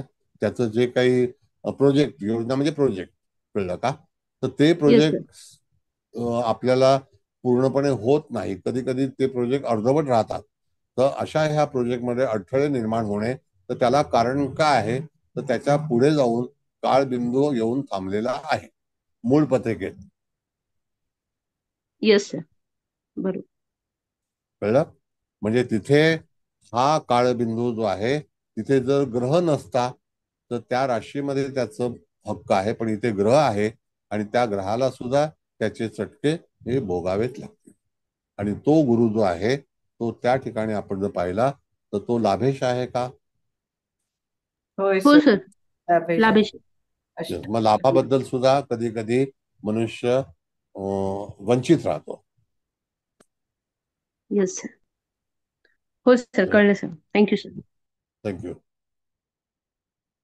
बोला. का पुढचं की कोणाला विचारायचंय? मला एक असं म्हणजे मला ज्योतिषाचं तसं वाटतं की आपल्या चांगल्या किंवा वाईट कर्मांचे परिणाम म्हणून आपली कुंडली बनते त्या जन्मापुरती. तर ह्या पत्रिकेत जर बघितलं तर चांगले ग्रह येत म्हणजे आणि असे हे पण आहेत, बिंदू पण आहेत. तर असं मानूया 2 मिनिटासाठी, म्हणजे हे सगळं ऐकिवच आहे अर्थात, की एखाद्याचा मृत्यू झाल्यावर गुरु म्हणजे गुरुस्थानी त्याच्या जर कोणी असेल तर तो ते काळजी घेतो की तेव्हा त्याचा वाईट परिणाम आहेत ते थोडी चांगल्यामध्ये कन्वर्ट व्हावेत, तेवढा त्रास होऊ नये. तर एक विचार म्हणजे हे खरं लॉजिकल इलॉजिकल मला नाही कळते, पण हे असं असू शकेल का की या माणसाला होतोय त्रास पण त्याला ग्रह पण चांगले दिलेत की बाबा तो सुसह्य होईल, तो असं काही कन्सेप्ट असू शकेल का? नाही, आता भाग असा आहे की ही पर्टिक्युलर एका पुरुषाची कुंडली आहे, बरोबर आहे, आणि तो बरोबर. आपल्याकडे आलेला आहे आणि त्याला आपलं त्याचं भविष्य वर्तवायचं आहे. फुल लाईफ रिडिंग ज्याला आपण म्हणतो, बरोबर आहे. तर बरोबर. त्याला आपण असं सांगू शकतो की तुझ्या भाग्यस्थानामध्ये गुरु आहे, पण हा. तो काळ नावाच्या छायाग्रहासोबत आहे. भविष्य कसं सांगायचं याला एक सिस्टम आहे. त्यासाठी तुमचा बुध पॉवरफुल पाहिजे. नाही तर असं करू नका, कळलं. हो. हो. सायलेंटचा मोबाईल सारखा करायचं नाही. ठीक आहे. ओके. उद्या सांगतो, परवा सांगतो, नंतर या, असं नाही. तात्कालिक वर्तमान पाहिजे लगेच. तर मग अशा वेळेला तुम्ही काय सांगायचं की तुझ्या कुंडलीमध्ये भाग्यात गुरु मिळतोय, तो भाग्य विधाता आहे, पण तरी सुद्धा त्याच्याकडे असणारा जो छायाबिंदू आहे तो कदाचित तुझ्या जीवनामध्ये तिथे अडचणी निर्माण करू शकतो. ही सूचना देणं आपलं कर्तव्य आहे. आता बरोबर. त्या काळबिंदूसाठी आपल्याला काय करायचं आहे, तर काळ नावाचा हा जो बिंदू आहे, मी बरोबर व्यवस्थित ऐका, काळ हो. नावाचा हा जो बिंदू आहे तो भगवान शिवाकडे आहे. जर शिव उपासना केली तर त्या काळ बिंदूचा कदाचित तो काळ संपुष्टात येऊ शकतो. म्हणजे ज्या अडचणी आहेत हा, आलं लक्षात. तर त्या ठिकाणी त्या बिंदू तो त्याला साथ देईल आणि त्या ठिकाणी तिथे तो व्यत्यय आणणार नाही. चालेल. Thank you sir, thank you so much. कळलं का? हो सर. मुकेश भाऊ, क्लास आहे का तुमचा? आहे सर. ठीक आहे, मग आठवण करा. हो. असे इतर बिंदूंसाठी पण उपाय आहेत का? हो आहे. जसं काळासाठी शिवउपासना तसं Yes. इतर जे आहेत बिंदू त्यांची पण आहे? हो हो. सांगाल सर? नाही नाही, जे आहे त्या मी कुठे खोटं सांगत नाही काही. नाही नाही, जे आहेत उपाय ते सांगाल त्याचे. Yes. नाही, योग्य ते सांगायचं ना, उगाच काहीतरी मगजमारी करत बसायचं नाही, योग्य नाही. जे आहे ते सांगणार. आणि काळ कसा आहे बघा, असं आहे की उत्पत्ती, स्थिती आणि लय. लय हा पण काळ आहे ना मॅडम. हो सर. आणि स्थिती जी आहे ती ब्रह्मा ह्याच्याकडे विष्णूकडे विष्णू. हो. विष्णूकडे. उत्पत्ती मग ब्रह्म. जर तुम्ही विष्णूची प्रार्थना केली हम्म. तर त्या ठिकाणी तुम्हाला वर्तमान काळ तुमचा निश्चित चांगला जाईल, हम्म. नाही बरोबर. का? हो. मग मग वर्तमान काळ चांगला जावा का भविष्य काळ चांगला जावा? भविष्य काळाची वर्तमान काळ नेहमी असतो. वर्तमान काळ मॅडम, चांगला हवा. नाही, वर्तमान काळ नेहमी असतो. हो. हो, वर्तमान काळ जे नेहमी असतो. असेल ते वर्तमान. हो. भविष्य काळाकडे आहे, म्हणून भविष्य काळ आहे. अच्छा. भविष्य अंधारमय आहे. You got it. भविष्य कळलं. अंधारमय आहे. हो. मी हा क्लास मॅडम पहिल्यांदा शिकवतोय माझ्या आयुष्यात. पण छान शिकवताय सर, खूप छान. हा. आणि खूप छान विषय घेतला तुम्ही, एकदम छान. नाही, आवड आहे ते. ठीक आहे, खूपच छान. त्यांना नाही, कळावं. कारण सगळे हिडन पॉइंट्स आहेत त्याच्यामुळे आपल्याला कळत नाही काय होतंय, हे कळत नाही. आणि योग तर इकडे चांगले दिसतात, पण येस, आत फळ मिळत नाही, हे इथे सिक्रेट आहे त्याचं. The secret, really secret, really. आणि बरोबर. कसं आहे बघा, आता हे सगळं ज्यांनी बनवलंय ते काय छंदी होते का? तसं नाहीये. ते छंद नव्हता, ते प्रॅक्टिकल होते. त्यांनी शोध घेतलाय. आणि हे पूर्व आचार्य जेव्हा ह्या ज्या गोष्टी करायच्या ना, तर त्यांच्याकडे ध्यानधारणा होती आणि ते अंतरामध्ये प्रवास करून यायचे, कळलं. आणि अंतरामध्ये शोध घ्यायचं, ज्याला आपण ट्रान्झिट म्हणतो, ट्रॅव्हल. सूक्ष्म शरीराने. येस, ट्रॅव्हल करायचे ते. आणि travel you can go in a transit, you बरोबर. Can, it is possible. हो सर. शक्य आहे ते. तर काय आपण काय गंमत झाली माहिती का, ज्योतिषशास्त्र हे का दूषित झालं, कारण ते चंदा लाव, चंदा लाव, चंदा लाव असं आहे का, कळलं. बरोबर. बरोबर सर. असं आहे, ते चंदा मामा झालं तो. ते चंदा काही जास्ती वेळ चालत नाही ते. नाही सर, छान घेताय तुम्ही, खूप छान घेताय. Thank you sir. Thank you. Sir Bendre बोलतोय, विचारू का? बोला बोला. हे आता तुम्ही जो हा कालबिंदू आहे सांगितलाय, काळ, तो भाग्यस्थानात आलाय आणि तिथे गुरु आहे. आणि गुरु हा अष्टमाधिपती आणि लाभाचा पण आधी आहे. त्यामुळे नॉट ओन्ली गुरु पण म्हणजे गुरुचं ते दोन्ही 3 स्थानं एफेक्ट होतील ना टोटल. Yes yes yes. बरोबर म्हणजे आहे कसं ना? आहे सर, की जर समजा आपल्याकडे एखादी व्यक्ती आली, हा. तर त्या व्यक्तीची दुःख आपल्याला जाणून घ्यायची आहेत. तर तिथे आपल्याला परीक्षण पाहिजे की खरोखर ह्या माणसाला दुःख कशामुळे आली. बरोबर. तर बाबा त्याचे आर्थिक प्रश्न आहेत. गुरु हा अर्थकारणाचा कारक ग्रह आहे, कळलं का? जसं आता उदाहरणार्थ की अर्थव्यवस्था आपली आता खचत चाललेली आहे, तर त्यावेळेला गुरु मार्गी होईल, त्यावेळेला अर्थव्यवस्थेमध्ये भरभराट होईल. आणि ह्याच्यापूर्वी गुरु जेव्हा मार्गी होता, अतिचारी होता, त्यावेळेला भरपूर मार्केटमध्ये उच्चांक 82, 88, 84 हजार झाला. बरोबर. नंतर तो कोसळला. तर त्यावेळेला अर्थव्यवस्था किंवा संपूर्ण तुमची वृद्धी जी आहे, वृद्धी, द ग्रोथ, ही गुरुकडे आहे. आम्ही जेव्हा फायनान्स शिकवतो, मी फायनान्स शिकवतो किंवा MBA शिकवतो, त्यावेळेला आम्ही सांगतो फायनान्समध्ये ग्रोथ कसा होईल. आणि फायनान्स जो शिकतो किंवा शिकवतो त्याचा ग्रोथशी संबंध येतो. बरोबर आहे. आणि everybody is connected with the growth. सगळ्या लोकांना आशा आहे की माझी प्रगती कधी होईल, मला फायदा होईल का, फायदा होणार नाही का. तर ते सगळं जी गोष्ट आहे ती सगळी गुरुकडे आहे आणि त्याच्यावर काळबिंदू बसलेला आहे. तर तो तिथे त्याला पडद्या आड नेणार. म्हणजे ही पत्रिका आल्यावर याचा अष्टम स्थान, नवम स्थान आणि एकादश स्थान हे तिन्ही कधी ना कधीतरी अफेक्टेड होईल काळासाठी, काळ याच्यामुळे, असं आपल्याला एक अनुमान मनात ठेवून मग पुढची वाटचाल करायची. आणि एक्झॅक्ट तो पॉइंट आहे तो त्या नवमांशाप्रमाणे काढायचा.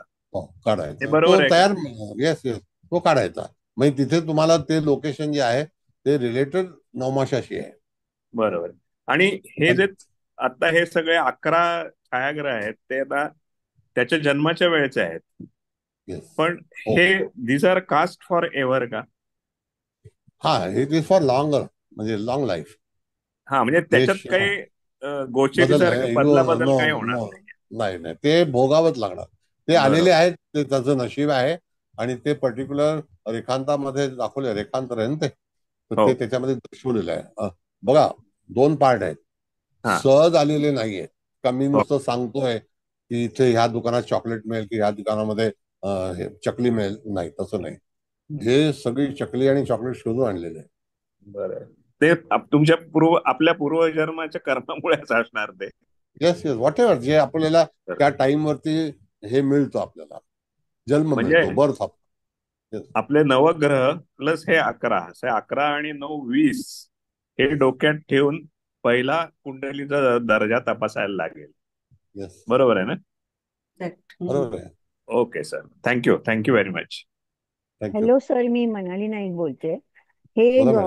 हे जे उपग्रह आहेत ना, त्याचा चार्ट मिळवण्यासाठी कोणतं सॉफ्टवेअर वापरायचं? मी सांगतो नंतर, ते आता जाहीर नाही. Okay okay. आता कोणीही काही हे करू नये. हा बोला, पुढे नेक्स्ट. तर आता कोणाला बोलायचंय ते सांगू पुढचे? हा, पुढचं सांगा ना. हा, ऐका आता. आता दशम स्थान कुंभ रास आहे, तिथे एकही बिंदू नाही. आणि मग लाभात मीन रास आहे, त्याच्यात मात्र 2 बिंदू आले. पहिला बिंदू रेवती 1 म्हणजे धनु नवमांश मध्ये मृत्यू नावाचा आलाय. आणि दुसरा बिंदू रेवती 3 म्हणजे कुंभ नवमांशात इंद्रचाप नावाचा आलाय. आता बघा, याच्यामध्ये मृत्यू हा जो भाग आहे मॅडम, हा सुद्धा योगकारक नाही. म्हणजे आता ही मीन रास आहे, म्हणून मगाशी मी तुम्हाला अगोदर सांगितलं होतं की कधी कधी ह्या एका राशीमध्ये 2-2 बिंदू येऊ शकतात, 2-2 छायाग्रह येऊ शकतात. आता ही मीन रास आहे शेवटी, तर ही मीन रास आली कुठे, तर लाभस्थानामध्ये, लाभात बरोबर आहे की लाभात. नाही? होय होय. त्या ठिकाणी मृत्यू नावाची गोष्ट आणि तो बिंदू आलेला आहे. आणि तसाच तो त्या ठिकाणी इंद्रचाप सुद्धा आलेला आहे. हो. तर इंद्रचाप म्हणजे काय, तर इंद्रधनुष्य चाप बाणो, म्हणजे त्या ठिकाणी धनुष्याला बाण लावणे. तर ते इंद्रधनुष्य हा अतिशय चांगला बिंदू म्हणून समजला आहे.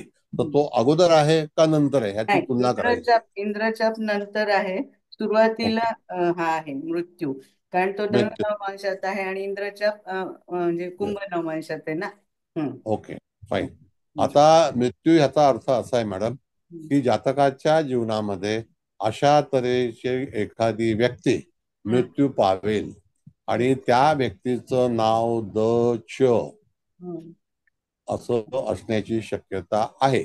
म्हणून मृत्यूच्या बाबतीमध्ये जर कुटुंबातील एखादी व्यक्ती जेव्हा मृत होईल त्याच्या समोर त्याच्या प्रत्यक्ष, की त्या व्यक्तीचं नाव द आणि च ह्या संबंधित असेल. दुसरी गोष्ट की त्या ह्याच्यामध्ये जर एखादा ग्रह आहे का मीन राशीमध्ये, नाही म्हणजे शुक्र आहे, पण तो ह्यांच्या क्लच मध्ये नाही, त्याचं नाही वेगळं. हरकत नाही, हरकत नाही, हरकत नाही. तो आपण पुढे जाऊया. तर द च नावाच्या आणि वी बी ब व उ या नावाच्या व्यक्तीच्या घरामध्ये कधी ना कधीतरी मृत्यू होणार आणि त्याच्या दृष्टी समोर होणार. येस. म्हणजे असा हा मृत्यूबिंदू आलेला आहे. तर जातकाच्या तिथे ग्रह असेल तर त्या ग्रहाला आयडेंटिटी कुठली आहे, तर ब व उ रत. ब व उ आणि काय द रत आरटी अच्छा RT R N T. Okay okay okay. अशा नावाची, अशा स्वराची, अशा व्यंजनाची व्यक्ती त्याच्या जीवनामध्ये यदा कदाचित त्याच्या दृष्टीसमोर त्याचा मृत्यू होऊ शकतो. आणि इट इज रिलेटेड कसा असेल, तर वडिलांच्या कुटुंबामध्ये अशी एखादी व्यक्ती मृत्यू पावेल. वडिलांपासून ते थर्ड स्थान ना. वडिलांचं कुटुंब आहे ना ते मॅडम. होय होय होय ना, वडिलांच. येस. असं आहे. आईचं कुटुंब पंचम स्थान आहे, आईचं भावंड षष्ठ स्थान आहे, बायकोचं कुटुंब अष्टम स्थान आहे, आपलं कुटुंब मारक स्थान आहे. पण मग आता ऐका ना, हा मृत्यू बिंदू तर आहेच आहे, म्हणजे रेवती एक, पण मग पुढचा इंद्रचाप तो चांगला बिंदू आहे ना आता. तो चांगला बिंदू आहे. तर तोच शुक्र त्याच कॅव्हिटी मधला, त्याला निश्चितच पुढच्या काळामध्ये त्याच्या समोर इंद्रधनुष्य पाहणं अतिशय भाग्याचं हे आहे. आणि इंद्रधनुष्य पाहण्याशिवाय दिसत नाही. आणि ही जलराशी आहे मीन राशी, तर त्या मीन राशीमध्ये ती आलेली आहे. तर निश्चितच त्याचा भाग्योदय हा शुक्रापासूनच होऊ शकतो. आणि इंद्रशाप. मला सर एकच मिनिट एवढं सांगा की इंद्रचाप आलाय तो पॉझिटिव्ह आहे आणि शुक्र त्याच्या पुढच्या नवमांशात आहे ना, मीन नवमांशात, म्हणून त्याला चांगला फलादेश मिळेल असं आपण बोलतोय ना. Yes yes yes. म्हणजे मुळामध्ये बघा, कष्टाचे दिवस गेले, एखाद्या व्यक्तीचा मृत्यू झाला, त्याच्यानंतर शुक्र तिथे आहे, तर त्या मृत व्यक्तीचं नाव कसं असेल, तर ब व उ र त. आणि त्याच्यानंतर कधी कधी मी तुम्हाला एक गोष्ट सांगतो आणि तुम्ही अवश्य पहा, एखाद्या कुटुंबामध्ये एखादी व्यक्ती मृत पावल्यानंतर त्या एखाद्या कुटुंबाची भरभराट सुरू होते, असा दाखला तुमच्यापाशी असेलच. आहे आहे आहे आहे आहे. हा कॉन्फिडन्स आहे माझा. येस येस आहे. आणि असं बघण्यात पण आले बऱ्याच ह्याच्यात, जे काही असं तुम्ही शिकवताय तेव्हा बघतो तर. कळलं? तर मग त्या ठिकाणी तुम्हाला अशा तऱ्हेचा फलादेश देण्याची सोय उपलब्ध आहे. छान, खूपच छान. आपल्याकडे सगळं छान छान आहे.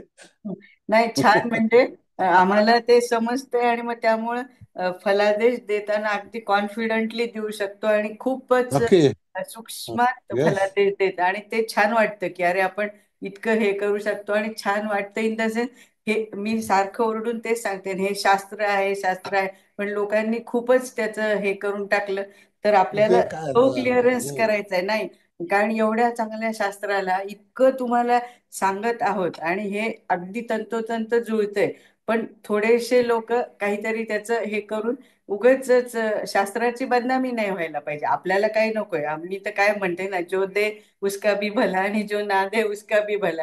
आम्हाला देणारे माणसं कुठे आहेत? ते भगवान देणार ना आपल्या कर्माप्रमाणे. छान, खूपच छान. म्हणून बघा आता असं आहे मॅडम की आता हे मी भविष्य कथन करतोय. जर मी थोडासा जरी भ्रष्टाचार केला असता, नाही नाही काहीच उपयोग. गॅरंटी सांगतो तुम्हाला मी, थोडासा जरी भ्रष्टाचार केला असता तरी सुद्धा माझ्या मुखातून असा उल्लेख आलाच नसता. बरोबर आहे ना. आता ह्या आपल्या मॅडम आहेत, नाईक मॅडम, मनाली मॅडम नाईक, त्यांचं मकर लग्न आहे. हा मॅडम बरोबर आहे ना? आणि माझ्याकडे 2004 पासून त्या शबिलातला होत्या. हो सर. हा हो सर. हो सर. बरोबर आहे की नाही? आणि बरोबर मकर लग्न आहे ना तुमचं? हो हो. आणि मेष रास. हा मेषरास. मग एवढी पॉवरफुल कुंडली 2004, आज 20 वर्षापूर्वी पाहिलेली कुंडली माझ्या लक्षात आहे.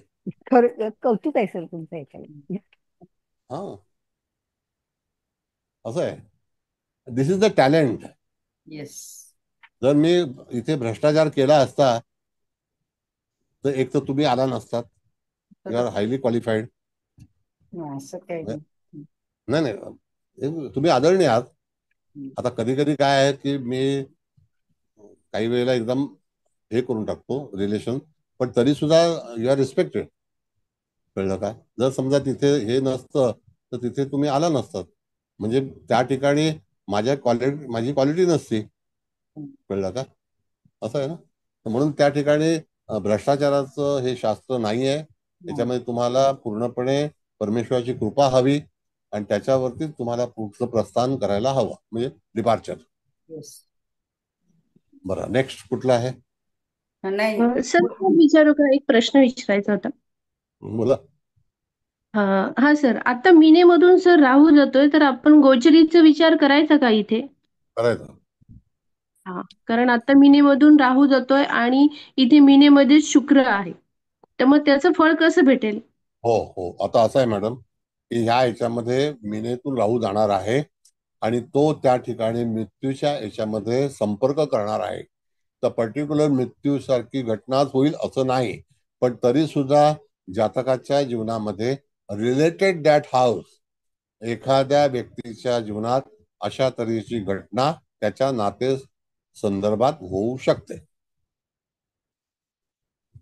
Yes sir. आणि सर तसंच कन्येमध्ये पण तिथे केतू आहे आणि आपण पंचम स्थानामध्ये धूम बिंदू बघितला, म्हणजे या वादळ होते. जातकाला वादळ हा, तर होणार. धूम बिंदू त्यामुळे म्हणजे तिथेही प्रॉब्लेम निश्चितच पंचम स्थानासंदर्भात काहीतरी येतीलच. आता राहू जर मृत्यूकडून जात असेल आणि तिथे केतू जर धूम मधून जात असेल तर आंदोलन हे होणारच. बरोबर आहे, बरोबर आहे सर. सर मग या नाही का? धूम बिंदूसाठी उपासना काय करायला पाहिजे, म्हणजे ह्याला भगवान उपाय काय असतो? शिवाची उपासना. मृत्यू हे शिवाकडेच आहे. मी काय सांगितलं? येस. जन्म वर्तमान स्थिती आणि मृत्यू, हे मृत्यू हा शिवाकडे आहे. अंत, जन्म मृत्यू आणि अंत. जन्म थँक्यू मृत्यू जो थँक्यू. आहे तो शिवाकडे आहे आणि विष्णूकडे अवस्था जी आहे ती आपल्याकडे आता वर्तमान. हा, तुम्ही हे बिंदू शिकवत असताना पहिल्यांदा मला प्रश्न आला होता की सर हे बिंदू शिकवतात आहे, पण मग आता जर काहीतरी अडीअडचणी आहेत तेव्हा जातक कुणीतरी येत असतो, मग त्याला उपाय काय? तर त्याप्रमाणे तुम्ही काही उपाय पण सांगितले. Thank you sir, thank you so much. धन्यवाद. धन्यवाद मॅडम. बरं, आता सर लास्ट. सर बेद्रे बोलतोय. हे बोला. तुम्ही आता ती 5-6 अक्षर सांगितली ना, अ उ काय द वगैरे, तर ती आपल्या सर्वतोपरी चक्रामधनं सांगितलेत का? येस. हा, तेवढंच विचारायचं. थँक्यू. असं आहे बेंद्रे साहेब की त्या ह्याच्यामध्ये हे जे विश्व आहे ना पूर्णपणे हे स्वराने आणि व्यंजनाने बनलेलं आहे. तुम्ही जो काही विश्वामध्ये कुठेही जर कान लावला तर तुम्हाला तसा स्वर येईल. आपण जेव्हा एखादं गाणं गातो तर ते स्वर आणि व्यंजनाशिवाय गाणं होऊ शकत नाही. आणि गाणं गाणे, शुक्र हा त्याचा आनंद घेणे आहे, पण गाणं, कविता, गद्य आणि पद्य हे बुधाकडे आहे. गाणं लिहिल्याशिवाय गाणं गाऊ शकत नाही. कंठ हा बुधाकडेच आहे. कळलं का? मग मोकळा आणि अंतरा हा सुद्धा बुधाकडे आहे. बरोबर बरोबर. असं आहे. म्हणून ओके. बुधा हे कॅरेक्टर केवढं महान आहे ह्याच्यावर आपल्याला कल्पना येणार नाही. बरोबर. Okay sir, thank you. थँक्यू.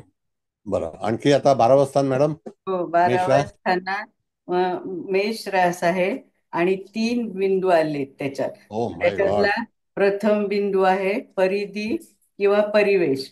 कारण अश्विनी परिवेश 2 नक्षत्र आहे आणि वृषभ नवमांश आहे. त्याच्यानंतर दुसरा बिंदू आहे अर्धप्रहर, तो अश्विनी 4 मध्ये हे कर्क नवमांशात. आणि तिसरा बिंदू आलाय उपकेतू, तो पण अश्विनी 4 मध्येच आणि कर्क नवमांशात.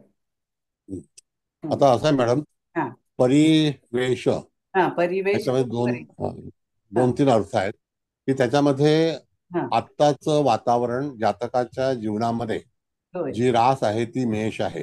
हो, मेष. त्याचा अधिपती लग्न स्थानामध्ये उपस्थित आहे. हो, आहे. परिवेश म्हणजे ऍटमॉस्फिअर चांगलं असं म्हणतात. ना. हा हा, मग त्या ठिकाणी मेष राशीचा संबंध येतो. हो हो हो. मग जातकाच्या वातावरणामध्ये आंदोलन मेष राशीतर्फे होऊ शकतं. वादविवाद किंवा तत्सम एखादी गोष्ट ही कशी होईल तर त्या परिवेशाप्रमाणे होईल. परिवेश म्हणजे भोवतालचा परिसर. परी पण हा नाही का? पॉझिटिव्ह म्हटलंय ना सर आपण. हो, मग ऍटमॉस्फिअर कसं चांगलं पण असू शकतं, वाईट पण असू शकतं. सुरुवातीला कारण हा प्रथम बिंदू आला ना, आरंभ बिंदू, म्हणजे सुरुवातीला त्याला मिळणार ऍटमॉस्फिअर चांगलं, पण नंतरचे जे 2 बिंदू आहेत ते उपकेतू आणि हा अर्धप्रहर तर ते निगेटिव्ह आहे. मग नंतर काही काळानंतर त्याला म्हणजे असा निगेटिव्ह फलादेश गोचरीनी पण आलेला ग्रहाचा असं ना. सांगतो हा सांग. असं आहे मॅडम, परिवेश हा आलाय मेष राशीमध्ये. होय. एक तर ती रास उष्ण आहे, हा हा आरंभी आहे, अग्नितत्वाची आहे. तर आफ्टर ऑल ऍटमॉस्फिअर कसं असेल? बरोबर आहे. तर उष्ण असेल. अग्नितत्वाप्रमाणेच. येस, तिथे. आणि तिथे अश्विनी नक्षत्र आहे. होय होय, नक्षत्र मग तुम्हाला मग अश्विनी नक्षत्र अश्विनी देवता आहे. मग त्या ह्याच्यामध्ये जातकाचं वातावरण हे असंच असेल. कळलं? मग त्याला उष्ण प्रभागामध्ये त्याला तिथे त्याचा परिवेश असेल. बरोबर. Got it? हा फर्स्ट झाला. सेकंड जो आहे, सेकंड कुठला आहे? अर्धप्रहर आहे. हा, आता प्रहर एका दिवसाचे जे प्रहर असतात ते 16 आहे. 2 तासाचा एक प्रहर आहे. अर्धप्रहर म्हणजे 8 तास झाले. 8 तासामध्ये 4 प्रहर होतात. बरोबर आहे? बरोबर आहे ना. हा, म्हणजे यदा कदाचित एखादं कार्य करण्यासाठी जर त्या ठिकाणी एखादा गोचरीचा ग्रह चांगला भ्रमण करत असेल पर्टिक्युलर त्या नवमाशामध्ये, तर त्यावेळेला तो प्रहर त्याला कार्यसिद्धी प्राप्त करून देईल. मग ते प्रहराचं काम असतं. आता जर समजा चंद्रासारखा ग्रह दिनमानामध्ये जर उगवत्या वेळी म्हणजे सनसेट बिफोर जर आला तर त्याचं कार्य पूर्णत्वास जाईल. अच्छा, कळलं? म्हणजे तिथे जो काही भाग आहे तर त्याचे प्रहर सांगितलेले. आपण म्हणतो ना, पहाट प्रहर आहे, दुपार हा पण प्रहर आहे, सकाळ हा पण प्रहर आहे. असे त्याचे डिव्हिजन्स केलेले आहेत. तर त्या प्रहरामध्ये जर एखादा ग्रह प्ले करत असेल तर त्याच्यासाठी हा प्रहर योग्य म्हणून समजला जाईल. अच्छा. आता जर समजा त्या प्रहरामध्ये जर कठीण प्लॅनेट आला असता तर त्या ठिकाणी कठीणतेचाच प्रहर असेल. उदाहरणार्थ दुपार आहे, सूर्य आकाशामध्ये आहे, पण तरी सुद्धा वादळ आलं, येऊ शकतं की नाही? येऊ शकतं. मग तो प्रहर वाईट होता ना. म्हणजे आपल्या पूर्व आचार्यांनी प्रहराची जी योजना केली तर दिवसाचे रात्रीचे प्रहर असू शकतात. त्या काळामध्ये जर तिथून ग्रह प्रवेश करत असेल तर वाईट प्रहरामध्ये पण जाऊ शकेल, चांगल्या प्रहरामध्ये पण जाईल. प्रहर ही कॅव्हिटी आहे. म्हणजे दोन्ही टाईपचा फलादेश मिळू शकतो येस असं म्हणू. Yes yes. म्हणून प्रहराची व्याख्या आपल्याला पहिल्यांदा निश्चित केली पाहिजे. आणि मग आता हा निसटता बिंदू उपकेतू आहे. तो हानिकारक आहे. मग उपकेतू हा आपला केतू प्रमाणेच आहे. तो उपकेतू म्हणजे त्याला आपण म्हणतो सेकंडरी. उप म्हणजे डेपुटी, नाही का? उप म्हणजे डेपुटी. मग आता हा केतू सुद्धा जातकाच्या 12व्या स्थानात आलेला आहे, तर काही ना काहीतरी हानी ही त्याची निश्चितच होणार आहे. आता कधी होणार आहे तर हे संपूर्ण आपण 11 छायाबिंदू वाचले. त्या दरम्यान शेवटचा उपकेतू नावाचा बिंदू हा त्या ठिकाणी आलेला आहे. जर कदाचित जातकाच्या जीवनात 6 तासासाठी जरी चंद्र भ्रमण करेल, 3 दिवस 8 तासासाठी केतूच्या ह्याच्यातून सूर्य भ्रमण करेल. आता त्या ठिकाणी मॅडम हा बिंदू कुठल्या नवमाशामध्ये आलेला आहे तो सांगा. उपकेतू कर्क नवमांशात आलाय. या अश्विनी नक्षत्राच्या चतुर्थ चरणात आलेला आहे. मग मेषेला जेव्हा रवी येईल त्याच्या 10 दिवसानंतर साधारणतः एंटर झाल्यानंतर 15 एप्रिलच्या नंतर 10 दिवस म्हणजे 25 एप्रिलला यदा कदाचित जातकाला केतूच्या माध्यमातून जावं लागेल. हे सूर्यासाठी आहे. आणि सूर्य केतूचे जे नियम आहेत ते जातकाच्या जीवनात हानिकारक ठरतील. मग तसंच जर मेषेला शनी येणार आहे आणि तो साधारणतः 2001 साली होता, आता 2001 मध्ये 2031 साली येणार आहे, तर त्या दरम्यान तो तिथे वास्तव्य 110 दिवस करणार आहे. तर त्या दरम्यान जातकाला लयास जावं लागेल. Got it? समजलंय. आता तिथे राहू आहे, पण तो म्हणजे आता ह्या पॉकेटला मिळालाय, पण तो राहू तसा सुटलाय ना, कारण तो भरणी 4 मध्ये म्हणजे वृश्चिक. त्या राहूकडे जाऊच नका. आता तुम्ही अच्छा, त्या नको. राहूकडे जाऊच ओके नका. Okay okay okay. नाही, तिथे कुठला ग्रह आहे म्हणून मी म्हटलं राहू आहे फक्त. हरकत नाही, राहू आहे, पण तो राहू सुद्धा हानिकारक. तो 12 स्थानात राहू योग्य नाही. नाही नाही, बरोबर, राहू योग्य नाहीच आहे. पण अजून मला एकच असा प्रश्न, म्हणजे माहित नाही आता हा प्रश्न आहे की काय मी करतेय. हे बघा, हा उपकेतू म्हणजे कर्क नवमांशातच आलाय. ओके. आणि हा दुसरा अर्धप्रहर तो पण कर्क नवमांशातच आला. तर मग ह्या दोघांचं म्हणजे काय, आता नवमांश तर एकच आहे. मग त्याच्यामध्ये केतू पॉवरफुल आहे, अर्धप्रहर ओके. नाही. Yes yes yes.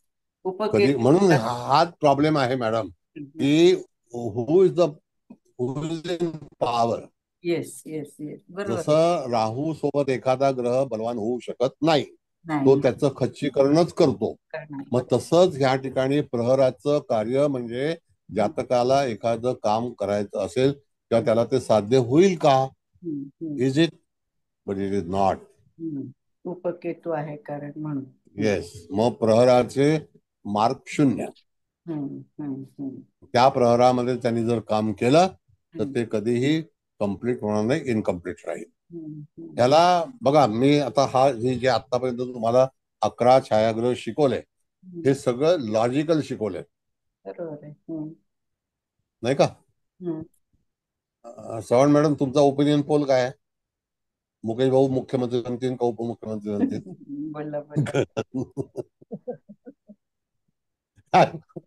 काय झालं ना मुकेश भाऊ, ओपिनियन पोल काय, कुठे गेले? आता चव्हाण मॅडम काय देत आहेत?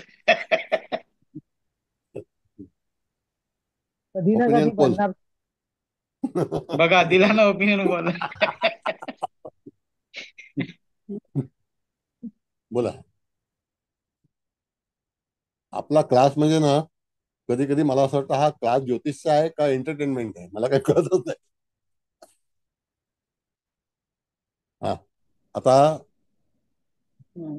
अभिप्राय द्यायचा आहे तर समारोप तो कुबल मॅडमच करतील, पण आता चव्हाण मॅडम काय म्हणतायत, कुलकर्णी मॅडम काय म्हणतायत, इत्यादी कुलकर्णी नाही आहेत मला वाटतं कोण. हा आज मला ते तृप्ती कुलकर्णी नाही दिसल्या, सुचिता कुलकर्णी नाही.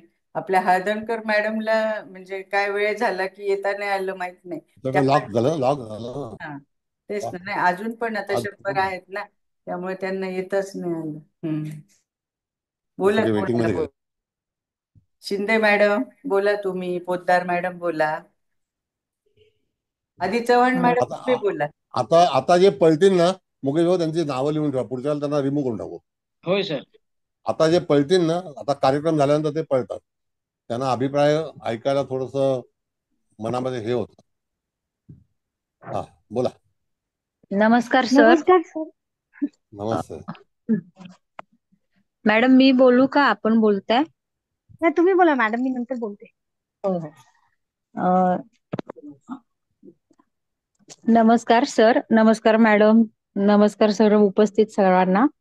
आजचा जो आपला विषय आहे छायाग्रह तालिका, ऍक्च्युली सगळ्यातच वेगळा आणि युनिक विषय आहे.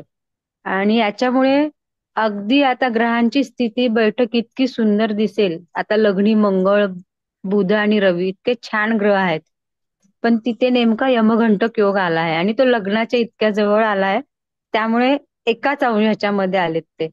तर ही पत्रिका असं एरवी तर आपण सहज असं म्हटलं असं वा छान आहे, लग्नी रवी आहे, लग्नी मंगळ आहे, बुध आहे, म्हणजे खूप छान.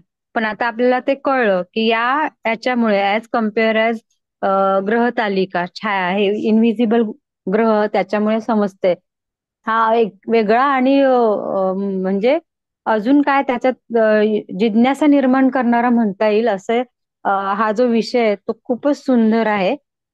आणि जसजसं तुम्ही सांगताय तसतसं तो आम्हाला समजत चाललाय, पण पूर्ण समजायला वेळच लागेल. इथे फरक हा आहे की इथे आपण रेखांशाप्रमाणे ह्या राशी आणि ह्या ग्रहांचा कालावधी कमी जास्त आणि सगळे बिंदू कसे आहेत, काही चांगले आहेत तर काही खराब आहेत.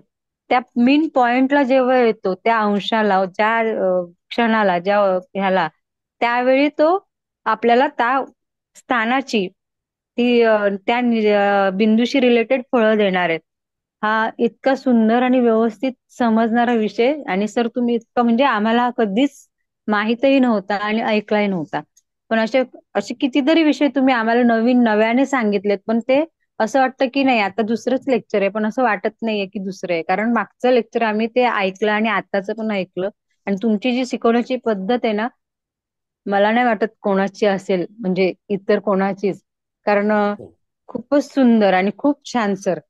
याच्यापेक्षा दुसरे शब्द म्हणजे आता सगळे शब्द खरंच कमी पडत आहेत. खूपच सुंदर. तुम्ही आम्हाला काय म्हणतात आता बृहत आणि पारिजातक, अजून वेगवेगळे जे काय ग्रंथ आहे, ग्रंथ स्वरूपी देवता पण आणि ऋषितुल्य देवता पण, आणि ज्योतिषात तर तुम्ही आमचे गुरुच आहात, त्यामुळे तुम्हाला शतशः नमन सर. धन्यवाद, धन्यवाद सर, खूप खूप धन्यवाद. धन्यवाद. बेटा सर चव्हाण, नमस्कार, मी बोलू? हा बोला. सर बोल. धन्यवाद. तुम्ही नाही म्हणा, तुम्ही जे काय शिकवताय ना सर, ते हा म्हणजे मी भाग्यशाली आहे की मी शिकत आहे हे. जसं माझा एक स्वभाव आहे की शिकवत असतानाच पत्रिका चेक करायची. तर मी एक पत्रिका घेऊन बसलेली होती. जसं लास्ट टाइम मी तुम्हाला सांगितलं की उपकेतू बिंदूमुळे अंधकार झाला त्या व्यक्तीच्या जीवनात. आज जी पत्रिका घेऊन बसलेली सर, तुमचे प्रत्येक पॉइंट मी चेक करत होती.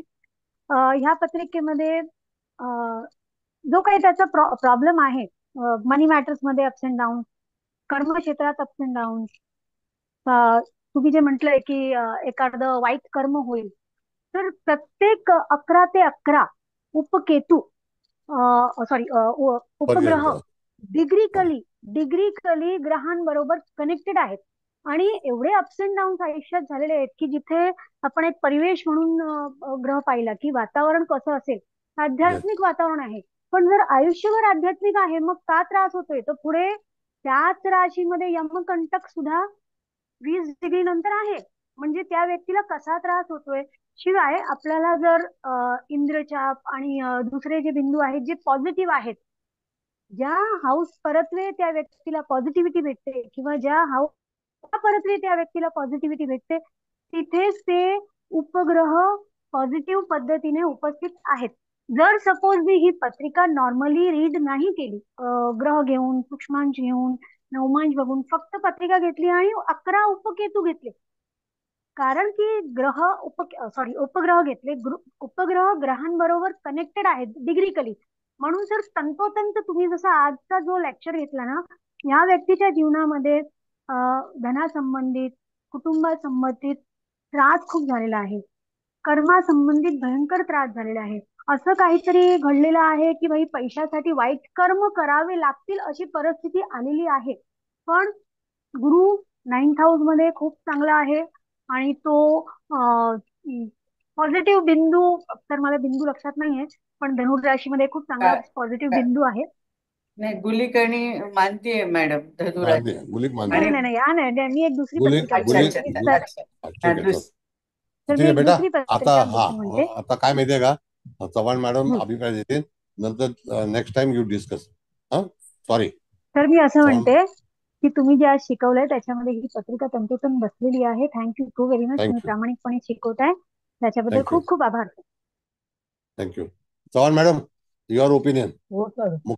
उपमुख्यमंत्री का मुख्यमंत्री? शिकवलं सर. आणि असं तर कोणी शिकवलं पण नाही आणि माहिती पण नाहीये कसं उपग्रह काढतात वगैरे. ते खूपच अतिशय सुंदर आणि प्रत्येकाचे अर्थ पण तुम्ही सांगितले आणि प्रत्येकाच्या आता पत्रिकेमध्ये बघायला लागेल आता रिझल्ट काय आहे ते. जसं दुसरं थोडं एक विचारायचं आहे मला की गुलिक आणि मांदी जसं आपण शनीचे पुत्र असं ग्रहांना घेऊन करतो, तसं काल असं म्हणजे ग्रहांचे हे उपग्रह काल होतील मृत्यू. का? हो, काल मृत्यू. त्याला ग्रह कुठला जॉईन करायचा का? जसं मांदीला शनी केला जसा जो येईल. नाही कालाला एक रवी मिनिट. आहे का? मांदे हा डिटेल्स मध्ये मॅडम शनीचा पुत्र म्हणून सांगितलेला आहे. तो आपल्या मराठी साहित्यामध्ये आहे, संस्कृत मध्ये नाहीये. मांदे is a planet, invisible planet, but is not fair. तो कधी ना कधीतरी त्या ठिकाणी जातकाच्या जीवनामध्ये वाईट स्थिती निर्माण करेल. तो शनी चांगलं पण करू शकेल, पण मांदी नेवर. मांदी आम्ही बघतो पत्रिकेमध्ये, ते खरंच परिणामकारकच आहे, त्याच्यात काही वादच नाही. पण धूम पण बघते, पण बाकीचे ग्रह सगळे एवढे बघायला म्हणजे पत्रिकेमध्ये भीतीच वाटते. काय बघणार आणखी आणखी एवढे ग्रह ऑलरेडी खराब झालेले असतात आणि त्यात हे सगळं पडलं तर नेक्स्ट टाइम नक्की. आता हे शिकवल्यामुळे तुम्ही आमच्या डोक्यामध्ये आता बसले आता फिट की काय बघायला हवं, तर नक्कीच ह्याचा उपयोग करणार कुंडलीमध्ये. तर अतिशय सुंदर शिकवलं सर तुम्ही आणि किती तुमचे धन्यवाद मानावे तेच कळत नाही. Thank you sir. शिकत राहा शिकत राहा शिकत राहा, तर ह्यात शिकत राहा. तुमच्याकडून तर भरपूर शिकतोय आम्ही, भरपूर.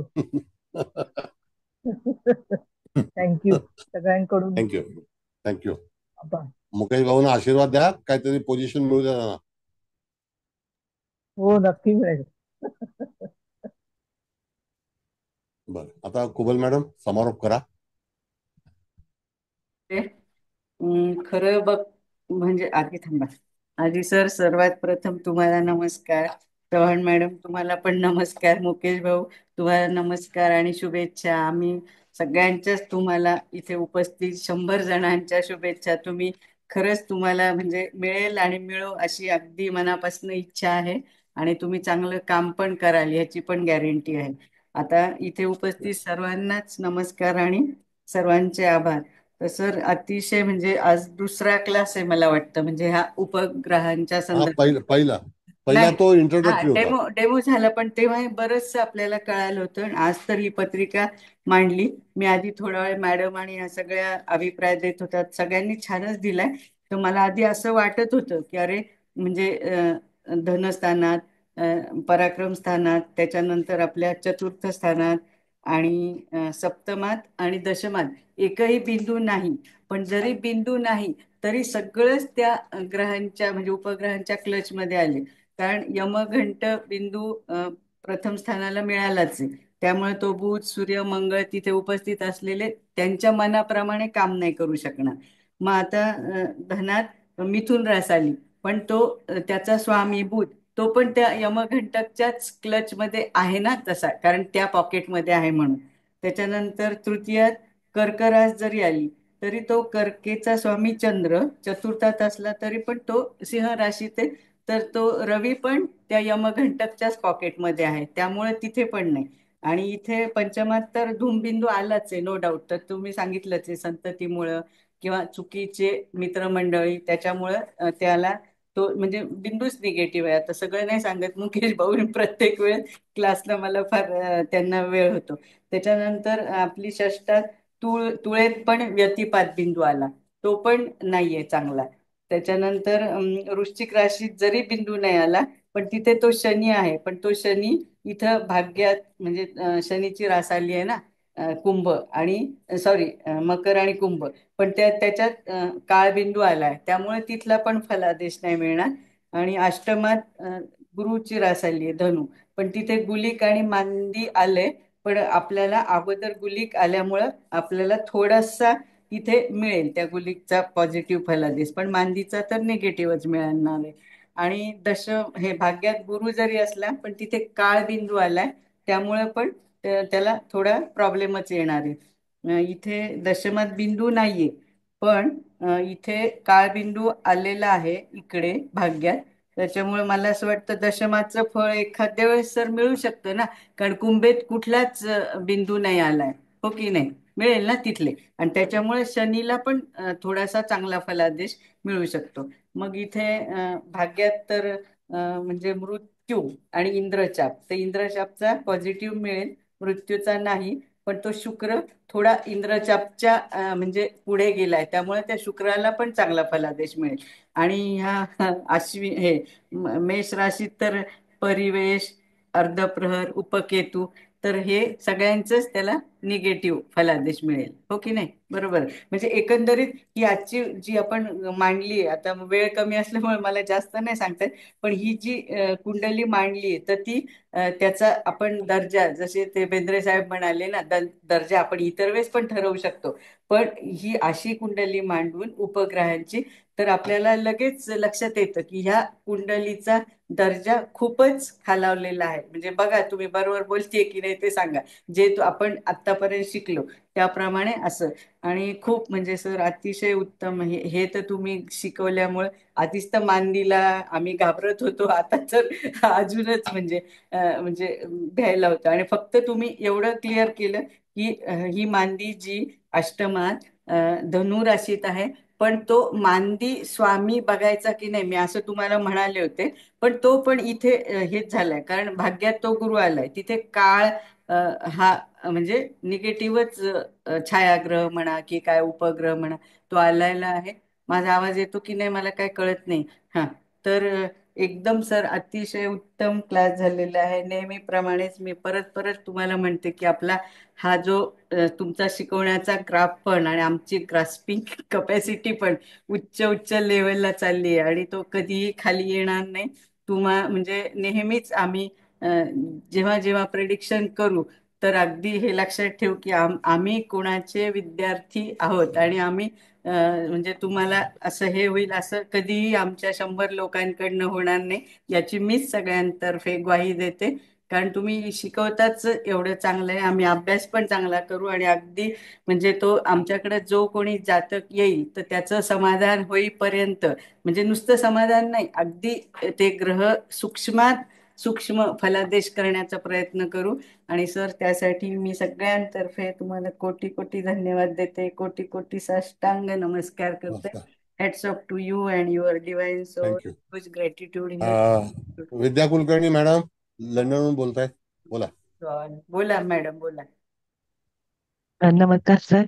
अतिशय उत्कृष्ट असा क्लास झाला.